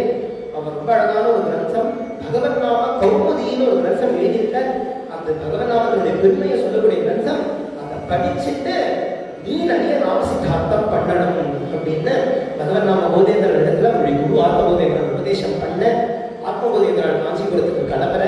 இவர் காசி கஷேத்திரத்திலிருந்து முன்னமா பூரி கஷேத்திரத்துக்கு வந்து பூரி கஷேத்திரத்தில் ஜெகநாதருடைய தரிசனம் ஏற்பட்டு அப்படிதான் அந்த பூரி கஷேத்திரத்தை அனுபவிச்சு அவருடைய விராமத்துக்கு ரெஸ்ட் எடுத்துக்கிறதுக்கு ராத்திரி வேலை ஆயிட்டு லட்சுமிதர கவியினுடைய கிரகத்தை திண்ணையில வந்து கொஞ்ச நேரம் உட்கார்ந்து அவர் பாட்டுக்கு நாமஸ்மரணம் பண்ணிட்டே இருக்க. ஏன்னா ராத்திரி வேலையில கிரகஸ்தனுடைய ஒரு வீட்டுக்கு போய் கிரகத்துக்கு போய் அவரை கூப்பிடுத்தக்கூடாது அப்படின்னு அவரை கஷ்டப்படுத்தக்கூடாது. நான் அதெல்லாம் மாத்துக்கலாம்னு திண்ணையிலே உட்காந்துட்டு அவரா நாமஸ்மரணம் பண்ணிட்டே இருக்க. ராம ராம ராம ராம ராம ராம ராமநாம சொல்லிட்டே இருக்க. போதேந்திரா ராத்திரி 11 மணிக்கு 2 பேர் ஓடி வரா. ஒரு தம்பதிகள், ஒருத்தர் பார்க்க நல்ல சதாச்சாரம் உடையவரா இருக்க. அவரோட வந்திருக்கக்கூடிய அந்த ஸ்திரீ பார்க்கறதுக்கு கொஞ்சம் வேஷபூஷங்கள்லாம் மாறினவரா தெரியறா. இவர்கள் 2 பேருமே வந்து 11 மணிக்கு லட்சுமிதர கவியினுடைய கிரகத்து வாசற்காக கட்டம் தட்டுறா. உள்ளே இருந்து ஒருத்தர் வெளியில வந்தவர் யாருன்னா ஜெகநாத கவி அப்படின்னு அவருக்கு பேரு. லட்சுமிதர கவியினுடைய புத்திரர். அவர் வந்திருக்கார். அவர் வந்து கேட்கிறார், என்ன விஷயம் இந்த வேலை ராத்திரி வேலை நீங்க 2 பேரும் வந்திருக்கீங்க, என்ன விஷயம் அப்படின்னு கேட்கும் போதே எங்களுக்கு ஒரு சாஸ்திர விஷயத்துல எனக்கு ஒரு சந்தேகம் இருக்கு அப்படின்னு சொல்றாரு. நானும் என்னுடைய இப்ப வந்திருக்காரு இந்த ஸ்திரீ, நாங்க 2 பேருமே தம்பதிகள், என்னுடைய பத்னி தான். நாங்க தென்னிந்தியாவிலிருந்து ஒரு யாத்திரையா கிளம்பி வந்தோம். யாத்திரையா கிளம்பி வரும்போதே ஒரு நாள் சடனா பார்த்தானா என் பக்கத்துல இருக்க என்னுடைய பத்னி காண போயிட்டா, யாரோ தூக்கிட்டு போயிட்டா. நிறைய நாட்களுக்கு அப்புறம் நான் அடுத்த சஞ்சாரம் பண்ணிட்டு இருக்கும் போதே அவனை பார்த்தேன். அவன் ஓடி வந்தா அழுதுட்டே கையை போட்டுன்னு சொன்னா, உங்களோட சேர்த்து தாம்பத்தியம் என்னால இருக்க முடியாது இருந்தாலும் கூட ஏதாவது ஒரு 10 பாத்திரம் தேய்ச்சுட்டாவது ஏதாவது ஒரு சேவை நான் பண்ணிக்கிறேனே, உங்களோட இருக்கேன்னு கையை கூப்பிட்டு கிட்ட விண்ணப்பிச்சுட்டா. ஆனா எதுவா இருந்தாலும் தஸ்மாத் சாஸ்திரம் பிரமாணத்தே காரியாகாரிய வியவஸ்திதவுன்னு சாஸ்திரத்தை தானே பிரமாணமா தெரிஞ்சுட்டு என்ன வேணாலும் பண்ணிக்கணும். நான் கேள்விப்பட்டேன் லட்சுமிதர கவி இங்கதான் இருக்க. அவர் ஒரு பெரிய பண்டிதர், சகல சாஸ்திரமும் தெரிஞ்சவர். அதனால அவர்கிட்ட கேட்டுட்டு என் பத்னியை இப்பதான் சேர்த்துக்கலாமா இல்ல சேர்த்துக்க கூடாதா அப்படின்னு அவர்கிட்ட கேட்கணும்னு நான் வந்திருக்கேன். லட்சுமிதர கவி இங்க இருக்காரா அப்படின்னு கேட்கும் போதே அவர் வந்துருக்காரு. சொல்ற, லட்சுமிதர கவி இப்ப ஊர்ல இல்ல, அவருடைய பையன் தான் ஜெகநாத கவி அப்படின்னு எனக்கு பேரு. ஆனா தொடர்படாதே, அப்பாவே எனக்கு கொஞ்சம் சாஸ்திரம் எல்லாம் கத்து கொடுத்துருக்கா. நீங்க கேட்டதுக்கான பதில் நானே உங்களுக்கு சொல்லிடுறேன். உங்களுடைய பத்னிய நீங்க சேர்த்துக்கலாமா சேர்த்துக்க வேண்டாமா தானே கேட்கல. நிச்சயமா சேர்த்துக்கலாம். ஆனா ஒன்னே வந்து நம்ம ஜெகநாத கஷேத்திரத்துல ஸ்வேத கங்கா அப்படின்னு ஒரு சின்ன புஷ்கரணி இருக்கு. அந்த ஜலத்துல போய் ஸ்நானம் பண்ண சொல்லுங்க. ஸ்நானம் பண்ணும் போதே ராம ராம ராம 3 தடவை ராமநாமா சொல்லி ஸ்நானம் பண்ணி எழுந்துட்டான்னா பரம பவித்ரை ஆயிடுவா. அவரோட சேர்த்து நீங்க என்ன அக்னிஹோத்திர காரியங்கள் உட்பட நீங்க சேர்த்து என்னெல்லாம் பண்ணிக்கலாம். உங்களை சேர்த்து பத்திரியா நீங்க வச்சுக்கலாம், கவலைப்படாதே அப்படின்னு நம்ம ஜெகநாத கவி சொன்ன உடனே உள்ள இருந்து ஒரு சத்தம் கேட்கறது, என்னடா சொன்ன அப்படின்னு. யாருன்னா அவருடைய அம்மா, ஜெகநாத கவியினுடைய அம்மா மூலமா வந்து கேட்கிறா, என்னடா சொன்ன அப்படின்னு. ஏமா அப்பா அதுதானே சொல்லியிருக்கா, எந்த ஒரு பெரிய பாப்பமா இருந்தாலும் பரவாயில்ல, ராமநாமத்தை சொன்னாலே எனக்கு பிராயஷ்சித்தம் ஏற்பட்டுடும், பரம பவித்திரம் ஆயிடுவா. அதனாலதான் நான் சொன்னேன் ராம ராம ராம 3 தடவை சொன்னா போதும்னு. அவ சொல்றா, அப்பா அப்படியா சொல்லுவா, ஒரு 2 தடவை எக்ஸ்ட்ராவா சொல்லிட்டே, ராம 1 தடவை சொன்னாலே போதும், பரம பாவனமா ஆயிடலாம் அப்படின்னு அந்த அம்மா சொன்னது போதேந்திரநாதர் விடுது. உடனே எழுந்துட்ட, அவளோட நிலைமை திகழ்ல தான் இருந்திருக்க, எல்லாத்தையும் கவனிச்சுட்டு வர அவன் அம்மா இப்படி சொன்னதை கேட்ட உடனே எழுந்துட்டா. அவனுக்கு மேலே சிலுக்கிறது. ஏன்னா இந்த நாம சித்தாந்தம் தானே பண்ணணும்னு ஆசைப்பட்டு வந்திருக்காரு இவன். உடனே வந்து ஒரு எத்திகள் ராத்திரி வேலை ஒரு சூரியன் உதிச்ச மாதிரி இருக்கு. உடனே அங்க நடந்து வருது. லட்சுமிதர கவி பார்க்க, ஜெகநாத கவி பார்க்க, கையை கூப்பிட்டா ஒரு எத்திகள் இங்க வந்திருக்கேன், என்ன விஷயம் அப்படின்னு கையை கூப்பிடும் போதே, இப்படி நீங்க சொல்றேன்னு 1 தடவை ராமநாமா சொன்னா போதும், பரம பவித்ரை ஆயிடலாம்னு, இதற்கான பிரமாணம் என்ன அப்படின்னு கேட்ட உடனே பகவன் நாம கௌமுதி அப்படிங்கிற அந்த சித்தாந்தம், அந்த ஒரு கிரந்தம் லட்சுமிதர கவி எழுதியிருக்காரு. அதை எடுத்து பகவன் நாம போதேந்திரன் இடத்துல நம்ம ஜெகநாத கவி கொடுக்க, அதை 1 தடவை பார்த்து படிச்ச அவ்வளவுதான். அதுக்கு மேல தேவையில்லை. பகவன் நாம போதேந்திரனுக்கு எல்லா நாம சித்தாந்தம் நாமதனுடைய பெருமை புரிஞ்சிட்டு தனக்கு நாமத்தினுடைய பெருமை தெரியும். ஜெகநாத கவிக்கு தெரியும், லட்சுமிதர கவிக்கு தெரியும், அவருடைய அம்மாவுக்கு தெரியும், இவர்களும் தெரியும். ஆனா நிறைய பேர் அந்த நாமத்தை அவர்கள் அலட்சியப்படுத்துறாங்க இல்லையா? புது ஜனங்கள் எல்லாருக்குமே நாமத்தினுடைய பெருமையை காமிக்கணும்னா ஏதாவது ஒரு மிராக்கிள் பண்ணாதான் அவெல்லாம் தெரிஞ்சுப்பா, அவெல்லாம் புரிஞ்சுப்பா. அதனால நம்ம பகவான் போதித்தாள் சொல்ற, அடுத்த நாள் காலத்தால எல்லா ஊர் ஜனங்களையும் கூண்டுக்கோ அந்த ஸ்வேத கங்கைக்கு. ஸ்வேத கங்கைக்கு வந்து என்னுடைய முன்னிலையிலே இந்த ஸ்திரீ ராமநாமத்தை சொல்லி ஸ்நானம் பண்ணட்டும், எல்லாருக்கும் முன்னாடியே பரம பவித்திரையா ஆறு எல்லாருமே பார்க்கணும், அப்பதான் நாமத்தினுடைய பெருமை எல்லா ஜனங்களுக்கும் புரியும் அப்படின்னு சொல்ல, அடுத்த நாள் காலத்தால ஊர் ஜனங்கள் எல்லாருமே அந்த ஸ்வேத கங்கைக்கு வந்திருக்கா. அப்ப இந்த ஸ்வேத கங்கையை சுத்தி எல்லாருமே நிற்க, நம்ம அந்த தம்பதிகள் 2 பேருமே வந்திருக்கா. அவர் நிற்க, அந்த அந்த ஸ்திரீயும் நிற்க, பகவான் போதேந்திராலும் இருக்க. அவர் அந்த ஸ்திரீயை பார்த்து சொல்றாரு, அம்மா நீ கவலைப்படாத, ஒரே ஒரு தடவை அந்த ராமநாமத்தை சொல்லு, ராமநாமத்து மேல அப்படி ஒரு நம்பிக்கையோட சொன்னாலே போதும், அந்த ராமநாமமே ஒரு பரம பவித்திரையாகிடும், கவலைப்படாத அப்படின்னு பகவான் போதேந்திரா சொல்ல, அந்த ஸ்திரீ கையை கூப்பிட்டு சொல்றான், ராமநாமத்து மேல எனக்கு நம்பிக்கை இருக்கோ இல்லையோ, குருநாதா உங்க மேல எனக்கு நம்பிக்கை இருக்கு, உங்க மேல இருக்கிற நம்பிக்கையில நிச்சயமா நான் பவித்திரமாயிடுவேன்னு அந்த நம்பிக்கையோட கையை கூப்பிட்டு ராம அப்படின்னு சொல்லி அந்த ஜலத்துல அவ இறங்கி அப்படி எழுந்துக்கும் போதே முன்னாடி எப்பேற்பட்ட வேஷபூஷணங்கள் அதெல்லாம் கலைஞ்சு நல்ல நெத்தியில அழகான ஒரு குடும்பத்தோடையும் கேசங்கள் அழகான புஷ்பங்களோடையும் ஒரு கலாச்சாரமுடைய ஒரு ஸ்திரீயா அப்படி வெளியில வர எல்லாருமே பார்த்து சந்தோஷப்படலாம், பெரிய கோஷப்படலாம். ஆஹா, ராமநாமத்தினுடைய நாமம் எப்பேற்பட்டது, ராமநாமத்தினுடைய நாமம் எப்பேற்பட்டது, இது ராமநாமத்தினுடைய பெருமையை சொல்லலாம் இல்ல வந்திருக்கிற எதிரியுடைய பெருமையை சொல்லலாம்னு எல்லா கண்ணு முன்னாடியுமே நல்லா தெரிய வருது இந்த ராமநாமத்தினுடைய பெருமை. அப்பேற்பட்ட ராமநாமத்தினுடைய பெருமையை அந்த பூரி கஷேத்திரத்தை ஸ்தாபிக்கிறார் நம்ம பகவான் போதேந்திரா. ஸ்தாபிச்ச உடனே நாம சித்தாந்த கிரந்தங்கள் அவர் பல பண்ணி எல்லாருமே கொடுக்கறதுக்கு, எல்லா பண்டிதர்களுக்குமே காமிக்கிறதுக்கும், ஜனங்களுக்கெல்லாம் காமிக்கிறதுக்கும் பலவிதமான இந்த நாம சித்தாந்த கிரந்தங்கள் எல்லாமே எழுதுற மேலாண்மை இருந்து காஞ்சிபுரத்துக்கு வர வந்து பல கிரந்தங்கள், முக்கியமா 8 கிரந்தம். அந்த 8 கிரந்தங்கள்லையுமே பகவன் நாம ரசோதயம் அப்படிங்கிறது தான் ரொம்ப முக்கியமான கிரந்தம். பகவன் நாம ரசோதயம் படிச்சாலே அதிலேயே சகல மற்ற பகவன் நாம சித்தாந்த கிரந்தங்கள்லாம் அதிலேயே அடங்கும். அது படிச்சாலே போதும், எல்லாமே விஷயங்கள் தெரிஞ்சுக்கலாம்.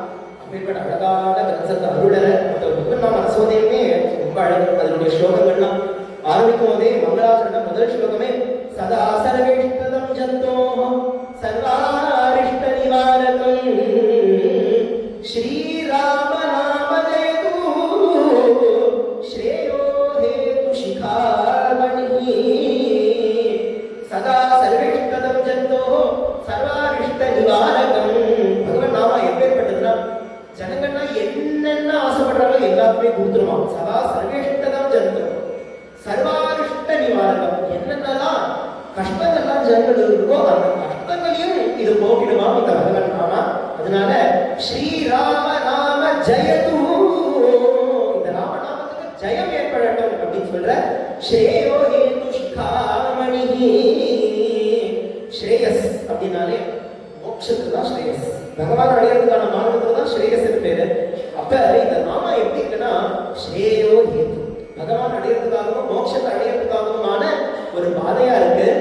மோட்சத்தை அடையறதுக்கான பாதைகள்ல சிறந்ததா இருக்கு. ஸ்ரேயோ ஹேது சிகாமணி, சிறந்ததா இருக்கா, சிரேஷ்டமா இருக்கா. ஏன் சிரேஷ்டம் அப்படின்னா அவ்வளோ சௌலபியம், அவ்வளோ சுலபம் இந்த நாம.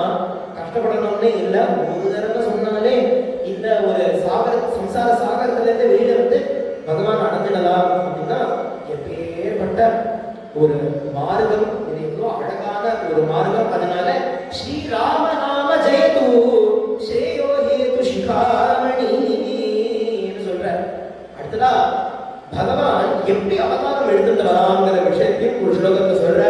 சதானந்த ஸ்ரீமான அனுபதிக காருண்ய விவசோ ஜகச்சேமாய ஸ்ரீஹரிகிரிஷரூபம் விதிருதவான். சதானந்த ஸ்ரீமான் சாட்சாத் சச்சிதானந்த ஸ்வரூபமா இருக்கக்கூடிய அந்த பரபிரம்மனே அனுபதிக காருண்ய விவசம், ஜனங்கள் மேல பரம கருணையினால என்ன பண்றாருன்னா தான் ஆரூபம் இல்லாத ஒரு நிலையில இருந்தாலும் கூட ஸ்ரீ ஹரிகிரீஷ ரூபம் எதிர்த்தவான, ஹரி அப்படின்னும் சிவன் அப்படின்னும் ரூபங்களை தெரிச்சுட்டு ஜெகத்க்ஷேமாய உலகத்தில் இருக்கிற ஜனங்கள் எல்லாம் கரையேற்றணும் அப்படின்னு ஹரியாகவும் சிவனா பரமேஸ்வரனாகவும் ரூபம் எடுத்துட்டு வரார் அப்படின்னு சொல்ற. அதுக்கு மேல சொல்ற இந்த 2 ரூபம் எடுத்துட்டு கூட போறனே பகவான் இதற்கும் மேல ஏதாவது ஒரு கருணைய வருஷிக்கணும்னு ஆசைப்பட்டு அபர்யாப்தம் ரூபம் ஜகதவனேத புனரிதி பிரபு ஜாகத்தி ஸ்ரீ ஹரி கிரிஷ நாமாத்மகதயா. அழகா சொல்ற ராமராகவும் கிருஷ்ணராகவும் பரமேஸ்வரனாகவும் ரூபம் எடுத்துட்டு வருது மட்டும் போறனேமா இதற்கு மேலையும் கிருப பண்ணணும்னு ஆசைப்பட்டு ஸ்ரீ ஹரிகிரிஷ நாமாத்மகதையா பகவன் நாமமா ரொம்ப அழகா இறங்கி வராது. அபர்யாப்தம் ரூபம் ஜகவனேத புனரிதி பிரபு ஜாகர்த்தி ஸ்ரீ ஹரிகிரிஷ நாமாத்மகதையா. இல்ல இந்த பகவான் ஜனங்கள் மேல பரம கருணை இருக்கிறதுனால சுலபமா ஜனங்களை கரையேற்றணும்னு ஆசைப்பட்டதுனால பகவான் நாமமாக ஹரிகிரிஷ நாமாத்மகதையா அப்படின்னு நாமமா இறங்கி வர அப்படின்னு சொல்றான். ரசோதயத்துல ரொம்ப அழகா ஒரு கேள்வி ஏற்படுது. பகவான் நாமா சொல்ல சொல்ல நமக்கு புண்ணியம் வருமா அப்படின்னு சில பேர் கேட்கறாங்க. பகவான் நாம ரசோதயத்துல பகவான் நாம உதயத்தான சொல்ற பகவான் நாமா சொல்ல சொல்ல புண்ணியம் வருமானு நீங்க கேட்கிறேனே கோடி புண்ணியம் இருந்தாதான் முதல்ல ஒரு நாமாவே வரும் அப்படின்னு பகவான் நாம உதயத்தான அழகா சித்தாந்தம் பண்ற. அடுத்ததா சொல்ற இந்த பகவான் நாமா எந்த அளவுக்கு ஒருத்தரை டிரான்ஸ்ஃபார்ம் பண்ணிடும் அப்படின்னா எல்லா கீர்த்தனானேவ தக்த துர்ஜாதி கில்பிஷஹ கிராதோ பூமிஸ்ரேஷ்டோ வால்மீகிரிதி விஸ்ருதஹ. ரொம்ப அழகான ஸ்லோகம். இந்த நாமம் எப்படி ஜனங்களை டிரான்ஸ்ஃபர் பண்ணிடும் அப்படின்னா கிராதோ பூத் முனிஸ்ரேஷ்டஹ அப்படின்னு சொல்றேன். சாட்சாத் ராமாயணத்துல அவருடைய வால்மீகி மகரிஷி இருக்காரு. வால்மீகி மகரிஷி முதல்ல யாரா இருந்த ஒரு வேடுவனா தான் இருந்த.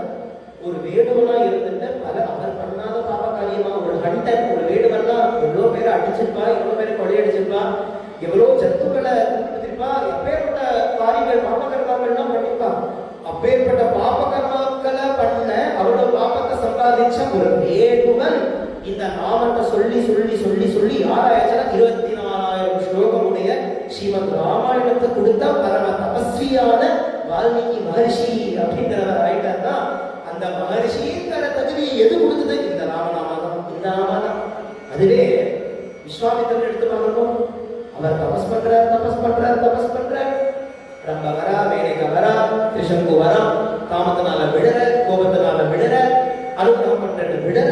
விஸ்வாமித்திரனுடைய தபஸ்ல அவ்வளவு தடை ஏற்படாது. வால்மீகியுடைய தபஸ்ல ஒரு தடை ஏற்படல.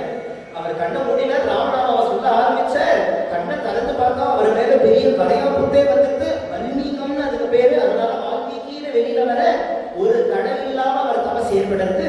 விஸ்வாமித்திரனுக்கு அவ்வளவு தடை, ஆனா வால்மீகிக்கு தடையே இல்லைன்னு கேட்டா பகவான் நாம உதயந்திரா சொல்ற. விஸ்வாமித்திரன் ராமநாமா சொல்லல, உதயந்திரா ராமநாமா சொன்ன, வால்மீகி ராமநாமா சொன்ன. வால்மீகி ராமநாமா சொன்னதுனால அவர் தபஸ்ல தடையே ஏற்படல அப்படின்னு. அதனால ரொம்ப அழகா அசோதயத்துல ஒரு ஸ்லோகமே கிராதோ பூம் முனிஸ்ரேஷ்டோ வால்மீகிரிதி விஸ்ருதான். ஒரு கிராதன், ஒரு வேடுவன் முனிஸ்ரேஷ்டரானதான் அதற்கான காரணமே இந்த நாமாதான் அப்படின்னு சொல்லி நாமாக்கே ஒரு விரதம் இருக்காங்க. ராமாயணத்துல ராமர் ஒரு விரதம் எடுத்துக்கிறார் இல்லையா? சகிருதேவ பிரபன்னாய தபாஸ்மீதி ஜயாசிதே அபயம் சர்வபூதேபியோ ததாமி ஏதத் விரதம் நம. ஒரு தடவை ராமா உன்னை சேர்ந்தவன் அப்படின்னு சொன்னாலே போதும் அவருக்கு நான் அபயம் அப்படின்னு கொடுக்குறேன்னு ஒரு விரதம் வச்சுட்டு இருக்கார் அந்த ராமர். அந்த மாதிரி நாமமும் ஒரு விரதம் வச்சிருக்கு அப்படின்னு சொல்ற. யதா கதஞ்சித் ஸ்ருதரக்ஷணாய சுதீட்சிதம் யத் ஜகதேக பந்து நாமாமிருதம் தத் பதனாரவிந்தே சதா மமஸ்து இஷ்ட சமர்ப்பணாய. நாமத்துக்கு ஒரு தீட்சையம். நாம என்ன எடுத்துருக்கு அப்படின்னா யார் நாட்டிலெல்லாம் நான் இருக்கேனோ அவர்களை எப்படியாவது நான் சம்சாரத்திலேருந்து கரையேற்றுவேன், அவர்களை காப்பாற்றுவேன் அப்படின்னு நாமும் ஒரு ரதம் எடுத்துருக்கான். அப்பேற்பட்ட அந்த நாமம் எனக்கே என் நாட்டில் இருந்துட்டே இருக்கட்டும் அப்படின்னு அழகான ஒரு ஸ்லோகத்தையும் அருள.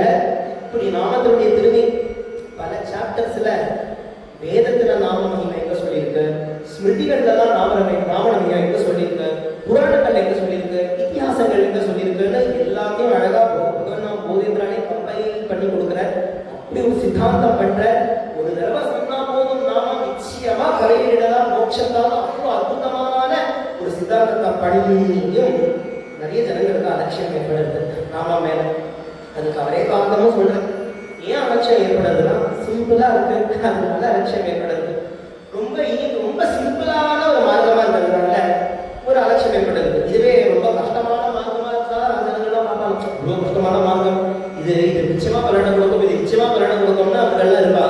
ஆனா சிம்பிளான மார்க்கம் ஆயிட்டனாலே அவங்களுக்கு ஒரு அலட்சியம் ஏற்படுறோம். என்ன, ஒரே ஒரு தடவை நாம சொன்னா போதுமா, ஒரே தடவை நாம சொன்னா கரையிடலாமா, அப்படிதானா அப்படின்னு கேட்டுருவா. ஒரு அலட்சியம் ஏற்பட்டுடும். ஏன்னா பொதுவாகவே அப்படிதான், சிம்பிளா ஒரு விஷயம் கிடைக்கிறது சுலபமா இருக்குன்னா அதனுடைய பெருமை அவ்வளவா யாருக்குமே தெரியவே தெரியாது. சின்னதா ஒரு உதாரணே போல சொல்லுவேன். ஒருத்தருக்கு ஒரு வியாதி வந்து அந்த வியாதி வந்து நல்ல வயிற்று வலி என்ன பண்றதுன்னு தெரியல.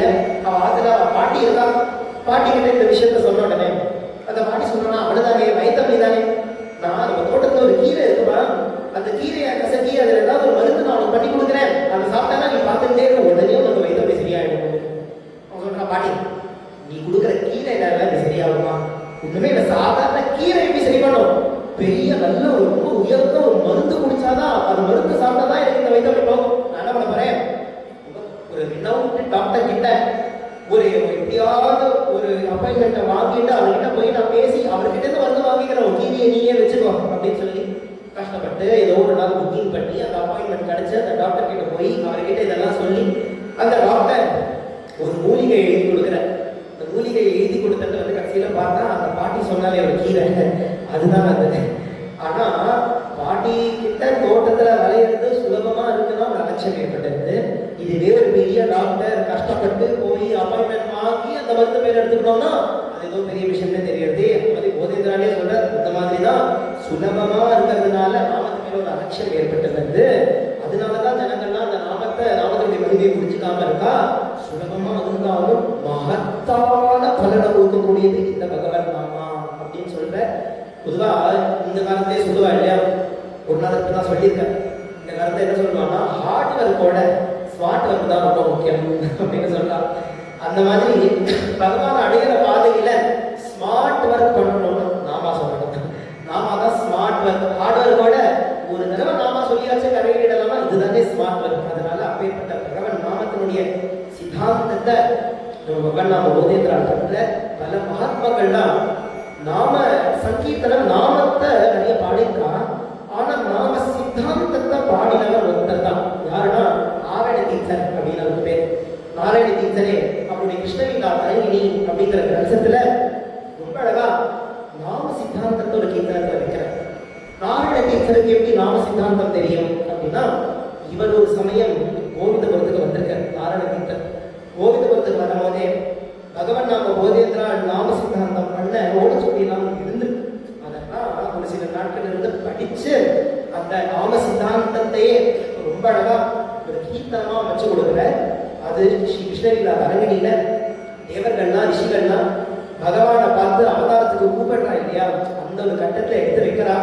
ராமா கிருஷ்ணா கோவிந்தேதி நாமசம் பிரயோகே காமனீக மாதவ்யம் சர்வோத்தம பிரயாகே ராமா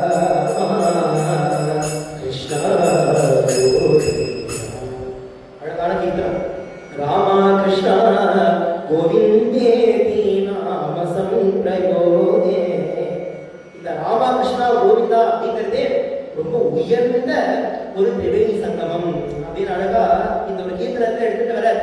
எவ்வளவு அழகான இந்த ஒரு சங்கீர்த்தனம் அப்படின்னா, இந்த ஒரு பாதையில எந்த லிமிடேஷனுமே கிடையாது, சுலபமான ஒரு வழி. வேற எந்த சாதனையா இருந்தாலுமே இந்த திக்குல தான் பண்ணணும், நமஸ்காரம் இருந்தாலே கூட இந்த திக்குல பண்ணாத இந்த திக்குல பண்ணுன்னு சொல்றான். அப்படி திக்கு முக்கியமா இருக்கு, தேசம் முக்கியமா இருக்கு, இங்கதான் பண்ண முடியும் இங்க பண்ண முடியாதுன்னு சொல்றான். காலம் ரொம்ப முக்கியமா இருக்கு, இந்த காலத்துல தான் பண்ண முடியும் இந்த காலத்துல பண்ண முடியாதுன்னு சொல்றா. ஆனா நாம சங்கீர்த்தனம்னு வந்துருக்குன்னா திக்தேஷ கால அனபேக்ஷா சித்த சர்வ சுலபே सद्गुरु कृपा समुद्र संग हेतु लाभे राम कृष्ण गोविंदा திக்கு தேச கால அனபேட்சா இந்த திக்குல தான் சொல்லணும், இந்த தேசத்துல தான் சொல்லணும், இந்த காலத்துல தான் சொல்லணும் அப்படின்னு எந்த விதமான விதி கிடையாது, எந்த ஒரு ரூல்ஸும் கிடையாது. எப்ப வேணாலும் எப்படி வேணாலும் சொல்லலாம், யார் வேணாலும் சொல்லலாம் அப்படின்னா எவ்வளவு இனிமையான எவ்வளவு சுலபமான ஒரு பாதை. அழகா சொல்ற, கங்கையில போய் ஸ்நானம் பண்ணணும்னு அவசியம் இல்லை, யமுனையில போய் ஸ்நானம் பண்ணணும்னு அவசியம் இல்லை, சரஸ்வதியில போய் ஸ்நானம் பண்ணணும்னு அவசியம் இல்லையா. இந்த 3 நாமத்தை சொன்னாலே 3 நதிகளையும் ஸ்நானம் பண்ணதுக்கான பலன். ராமநாம கங்கையா வினித கிருஷ்ண நாம யாமுனே கோவிந்த நாம சரஸ்வதி பிரஜிதே ராம கிருஷ்ண கோவிந்தா. ராமநாமத்தை சொன்னா கங்கா ஸ்நானம், கிருஷ்ண யாமத்தை சொன்னா யமுனை ஸ்நானம், கோவிந்த நாமத்தை சொன்னா சரஸ்வதி ஸ்நானம், திரிவேணி ஸ்நானமும் இந்த 3 நாமத்தை சொல்றதுனாலே ஏற்பட்டது. அவ்வளவு கஷ்டப்பட்டு யாத்திரை அப்படின்னு பண்ணி அங்க போய் ஸ்நானம் பண்ணணும்னா அவசியமே இல்லை அப்படின்னு அழகா சொல்ற. இவ்வளவு சுலபமான மார்க்கமா இருக்கே, இவ்வளவு ஈஸியா இருக்கே, பலன் எப்பேற்பட்டதுன்னா எந்த ஒரு பலன் உயர்ந்த பலன் எதுதான் பிரம்ம வித்யை சாட்சாத் ஞானம். அப்படிப்பட்ட ஞானத்தை இந்த நாம சொல்றதே கொடுத்துரும். பிரம்ம வித்யா லட்சண நிரீக்ஷண விசக்ஷணே பாதித கோர சம்சார வாரண காரணே ராம கிருஷ்ண கோவிந்தா. அழகா நம்ம பகவன் நாம போதேந்திரனுடைய நாம சித்தாந்த கிரந்தங்களை வச்சுட்டு தான் நாராயண தீர்த்தரை இந்த ஒரு கீர்த்தனை தான் அமைச்சிருக்க. அப்படி நாம சித்தாந்தம் நம்ம பகவன் நாம போதேந்திரன் பண்ணியிருக்க. காஞ்சி கஷேத்திரத்துக்கு வந்து காஞ்சி கஷேத்திரத்துல இப்பேற்பட்ட கிரந்தங்கள்லாம் எல்லா இடத்துலையுமே காமிக்க, பண்டிதானங்கள்லாம் காமிக்க, எல்லா இடங்களும் அதை ஆதரிக்க, எல்லா பண்டிதான ஆதரிக்க.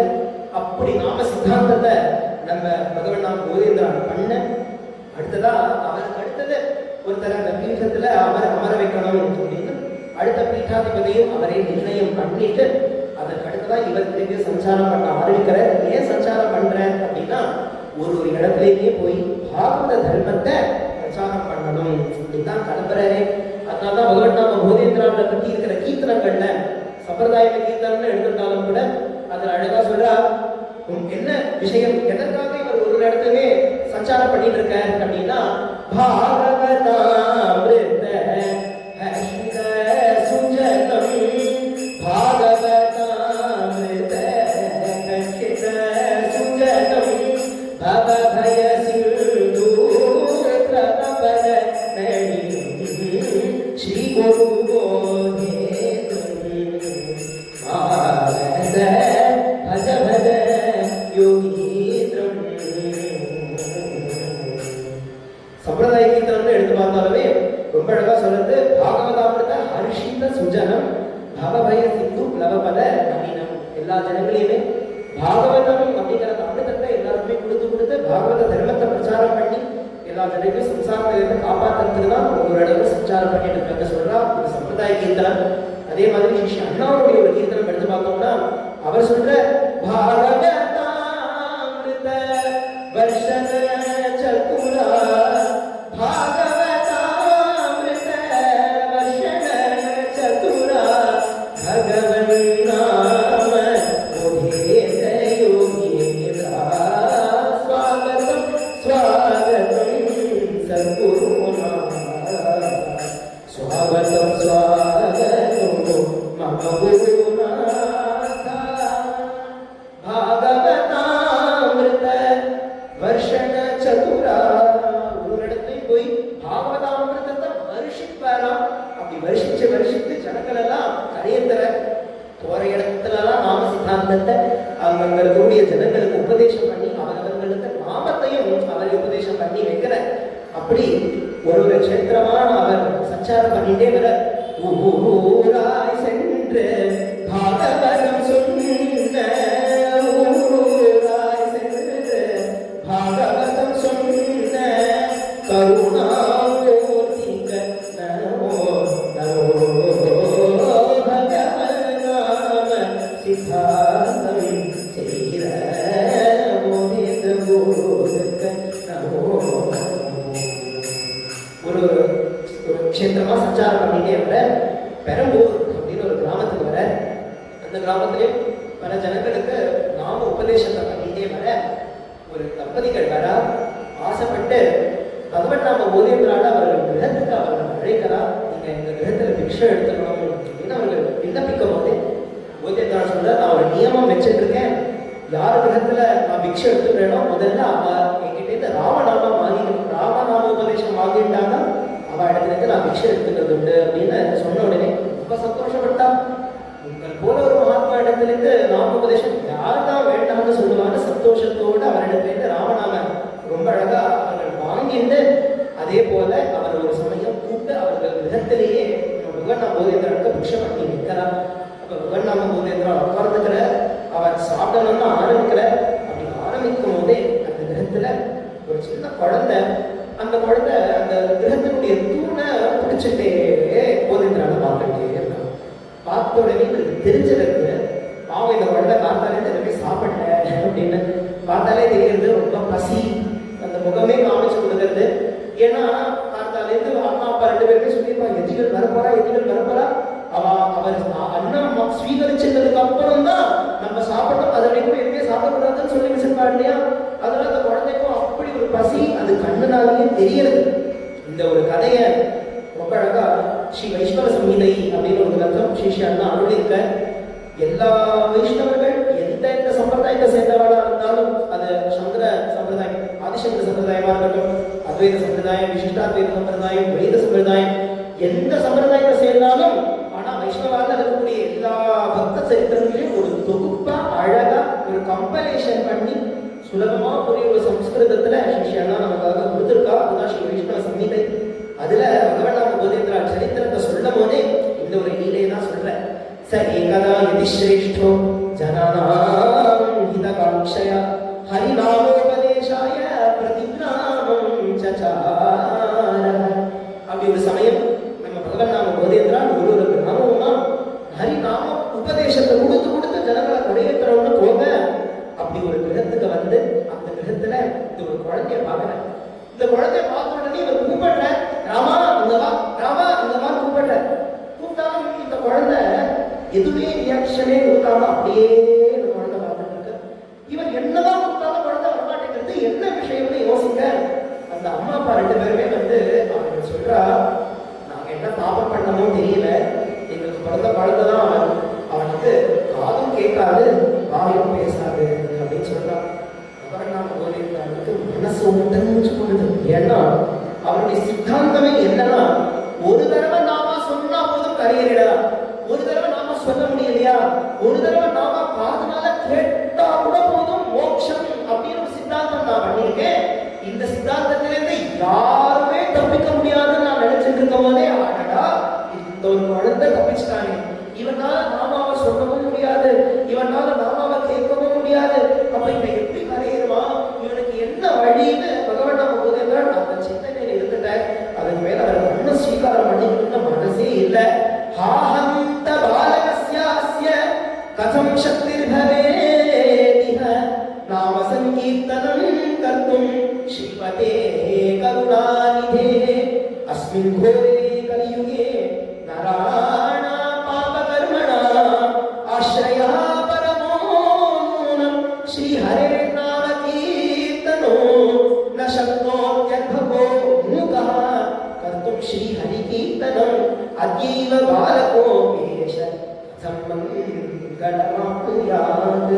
அந்த அடடா இந்த குழந்தைக்கு வேற கதியே இல்லையா, இந்த கோரமான கலியுகத்துல நாம சங்கீர்த்தனம் ஒண்ணுதானே வழி, நாமாவை சொல்லணும், இந்த நாமாவை கேட்கணும், இதுதானே வழி, வேற வழியே கிடையாது அப்படின்னு இந்த குழந்தை ஒரு மூப்பன். இந்த குழந்தைனால நாமத்தை சொல்லவும் முடியாது, நாமத்தை கேட்கவும் முடியாதுன்னா எப்படி இந்த குழந்தைக்கு நான் மங்களத்தை பண்ணுவேன், எப்படி இந்த குழந்தைக்கு நான் மங்களத்தை பண்ணுவேன்னு மனசு அவருக்கு உடஞ்சி போய் பிக்ஷை ஸ்வீகரிக்காம அவர் எழுந்து நடந்து போற.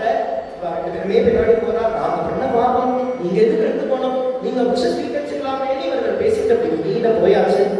இந்த குழந்தை பார்த்தா இப்பதான் நமக்கு சான்ஸ் அப்படின்னு, இவ்வளவு நேரமா நமக்கு ஆகாரம் எதுவுமே கிடைக்கல, ஆனா இந்த எதிகள் அவருடைய நிலையில கொஞ்சம் சாப்பிட்டு வச்சு இன்னும் பாக்கி இருக்கு இல்லையா, இந்த குழந்தைக்கு என்ன தெரியும்?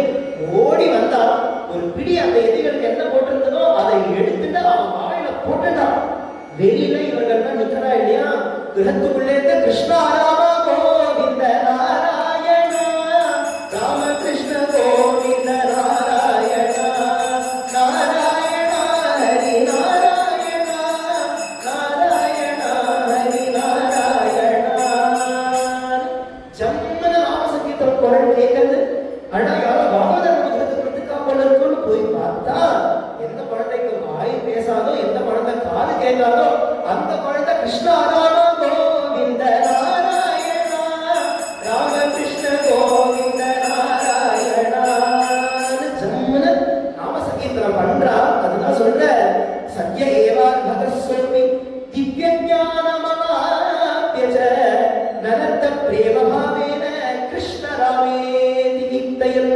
அந்த குழந்தை எந்த க்ஷணம் அந்த பகவன் நாம போதேந்திர உச்சிஷ்டத்தை அவன் எடுத்துட்டானோ அந்த க்ஷணமே திவ்ய ஞானம் அவாப்பிய அப்படின்னு சொல்ற. சாதாரண ஞானம் இல்லையா, திவ்ய ஞானம். அது என்ன திவ்ய ஞானம்னா, நாம சங்கீர்த்தனம் தான் வழி அப்படிங்கிற ஒரு ஞானம் அந்த குழந்தைக்கு ஏற்படுது. ஸ்ரீமத் பாகவதத்திலே வியாசநாரத சம்வாதத்துல வரக்கூடிய அழகான ஒரு ஸ்லோகம், உச்சிஷ்டலேபா நமோதித விஜயி சகிருத்ஸ்மபுஞ்சே தலவாஸ்த கில்பிஷா ஏவம் பிரவருத்தஸ்ய விசுத்த சேதசா தத்தர்மநேவ ஆத்மருச்சி பிரஜாயதே. இந்த சாதுக்களுடைய உச்சிஷ்ட பிரசாதம் கிடைச்சது அப்படின்னா அதை நம்ம எடுத்துட்டோம்னா நம்மளை அறியாம அந்த சாதுக்கள் எந்த தர்மத்தில் இருந்தாலும் அந்த தர்மத்தை ருச்சி நமக்கு ஏற்படணும்னு சொல்லியிருக்கேன். இந்த குழந்தைக்கு பகவன் நாம போதேந்திரால் என்ன ருச்சி, அந்த நாம ருச்சி தானே, அந்த ருச்சி இந்த குழந்தைக்கும் ஏற்பட்டதுன்னு ரொம்ப அழகா கிருஷ்ணராமேதி கீர்த்தைன்னு பாடிட்டும் மாடிட்டும் இந்த குழந்தை அப்படி ஒரு பாவம், அப்படி ஒரு திவ்ய ஞானம் ஏற்படுது. அவங்க குழந்தைக்கும் அவ்வளோ அழகான அந்த ஒரு பதத்தை அந்த பகவன் நாம போதேந்திரா தான் கொடுக்குற. அப்படிப்பட்ட ஞானத்தை பகவன் நாம போதேந்திரா தான் கொடுக்குற. குழந்தை ரொம்ப சந்தோஷப்பட்டு சில நாட்கள் அந்த பெரும்பூர்லேயே பகவன் நாம போதேந்திராவுக்கு கைங்கரியம் பண்ணிட்டே இருக்கான். ஆனா பகவன் நாம போதேந்திரால் அங்கிருந்து கிளம்புற அடுத்ததா ஒரு இடத்துக்கு போகணும்னு நிறைய நாளா இருக்க மாட்டான் இல்லையா. அப்படி கிளம்பும் போதே இவனால பெரிய முடியல போதேந்திரால் ஏதாவது கைங்கரியம் பண்ணிட்டே இருக்கணும், விட்டு போகாதேன்னு அழ போதே எப்படி ராமர் பரதனை சமாதானப்படுத்துறதுக்காக பாதுகையை கொடுத்தாரோ அந்த மாதிரி பகவன் நாம போதேந்திரன் இந்த குழந்தைக்கு அவருடைய பாதுகையை கொடுக்குற. அந்த பாதுகையை ஆராதனை பண்ணிட்டு அந்த குழந்தை பெரும்பொருளி இருந்துட்டு இருக்கான். மேல அவன் அப்படியே அந்த பாதுகைக்கு ஆராதனை பண்ணிட்டே இருக்கான்னு அந்த ஒரு சின்ன நீளம் நடக்கிறது. இப்படி ஒரு க்ஷேத்திரமா போயிட்டு இருக்க கடைசியா கோவிந்தபுரம் அப்படிங்கிற ஒரு க்ஷேத்திரத்துக்கு நம்ம பகவன் நாம போதேந்திரன் வர.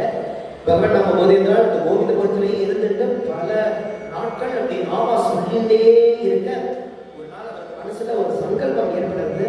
என்ன சங்கல்பம் அப்படின்னா, இந்த ஒரு ஸ்தூல தேகத்தை விட்டுட்டு நம்ம ஒரு சித்த சரீரத்தோட இந்த கோவிந்தபுரத்துல இருந்துட்டே இருக்கணும் அப்படின்னு ஆசைப்படுற. ஒரு சமயம் குழந்தை எல்லாம் விளையாடிட்டு இருக்கும் போதே எல்லா குழந்தைக்கு முன்னாடியுமே நம்ம பகவன் நாம போதேந்திரன் வந்து, நீங்க என்ன பண்ணுவோம், அங்க ஒரு சின்ன குழி தோண்டலாம், நான் தாத்தா உள்ள போய் உட்காந்துவேன், திருப்பி அந்த குழியை மூடிடுவோம், நான் வெளியில வருவேன் அப்படின்னு சொல்ற. குழந்தையெல்லாம் சொன்ன உடனே ஆச்சரியப்படுறா. குழியை தோண்டி இவர் உட்காந்துக்கிற, இந்த மண்ணுனால மூடினா திருப்பி வெளியில வந்துடுற. இதே மாதிரி திருப்பி குழி தோண்டரா, உள்ள உட்காந்துக்கிற, மூடிட்ட திருப்பி வெளியில தோண்டிடுற. மூணாவது தடவை இந்த மாதிரி அவ பண்றா, வெளியில வரவே இல்லை. குழந்தையெல்லாம் ரொம்ப கஷ்டப்பட்டா, ஏதோ அபச்சாரப்பட்டோமோன்னு பயந்தா. ஓடி போய் அந்த ஊர் ஜனங்களுக்கெல்லாம் சொல்ல, ஊர் ஜனங்களும் பயப்பட அவர்கள்லாம் வந்து தோண்டணும்னு பார்க்கும் போதே ஒரு சத்தம் கேட்கறது. நான் இங்கேயே ஒரு சங்கல்பம் எடுத்துட்டு இருக்கேன், ஜீவ சமாதியா இருக்க போறேன், ஜீவ சமாதியா இருந்துட்டு என்னைக்கே மனவர்த்தமோ ராமநாமா சொல்லிட்டே இருக்க போறேன், ஜெகத்தாக அப்படின்னு கீழே ஒரு சப்தம் கேட்கறது. அதனாலதான் இன்னைக்கு கூட ஸ்ரீ கோவிந்தபுரத்துக்கு நம்ம போனோம் அப்படின்னா, கோவிந்தபுரத்துல பகவன் நாம போதேந்திரனுடைய அதிஷ்டானம் அங்க இருக்கு. இன்னி வரைக்கும் நமக்காக லோகக்ஷேமார்த்தமா ஜீவ சமாதியா அங்க இன்னுமே அவர் உட்கார்ந்து ராமநாம சொல்லிட்டே இருக்க. பாகவதாள்னா ஸ்ரத்தையா அங்க போய் யார் யாரெல்லாம் நாம சொல்லிட்டு இருக்காலும் இன்னி வரைக்கும் அவ என்ன சொல்றா, அப்பப்ப அவ சொல்லக்கூடிய ராமநாமம் காதல விடுறது அப்படின்னு சொல்ல. அதனால நமக்காக ஜெகக்ஷேமார்த்தமா இன்னி வரைக்கும் பகவன் நாம போதேந்திர சரஸ்வதி சுவாமிகள் கோவிந்தபுரத்துக்கு வந்து ராமநாமா சொல்லிட்டே இருக்காரு. அவருக்கு என்ன ஆசை அப்படின்னா, அந்த அதிஷ்டானத்துக்கு வந்து நம்ம ராமநாமா சொல்லணும்னு கூட இல்லை, அந்த அதிஷ்டானத்துக்கு நம்ம எல்லாம் போனோம்னா நமக்காக அவர் ராமநாமா சொல்லி நமக்கு கொடுக்குறாங்க. அவர் ஆசைப்பட்டாரு, இவர்கள்லாம் வந்தாங்க ஆசைப்படுற அப்பேற்பட்ட பகவன் உதயந்திர சரஸ்வதி சுவாமிகளுடைய சரித்திரத்தை ஸ்மரிக்கிறதுக்காக ஒரு பரம பாக்கியம் நம்ம எல்லாருக்குமே கிடைச்சிருக்கு. இன்னைக்கு பகவன் உதயந்திரன் ஸ்மரிச்சோம். நாளைக்கு அடுத்ததா புதுத்திரயம் அப்படின்னு பார்க்கறதுல ரெண்டாவதா சுவாமி ஸ்ரீதரையாவாள் அப்படின்னு பேரு. அப்பேற்பட்ட ஸ்ரீதரையாவுடைய சரித்திரத்தை நாளைக்கு நம்ம ஸ்மரிக்கிறோம். கோபிகா ஜீவன ஸ்மரணம் கோவிந்தா கோவிந்தா சத்குருநாத மகாராஜ் கி ஜெய். ஹரே ராம ராம ராம ஹரே ஹரே ஹரே கிருஷ்ண கிருஷ்ண கிருஷ்ண ஹரே ஹரே ஹரே ராம ராம ராம ஹரே ஹரே ஹரே கிருஷ்ண கிருஷ்ண கிருஷ்ண ஹரே ஹரே ஹரே ராம ராம ராம ஹரே ஹரே ஹரே கிருஷ்ண கிருஷ்ண கிருஷ்ண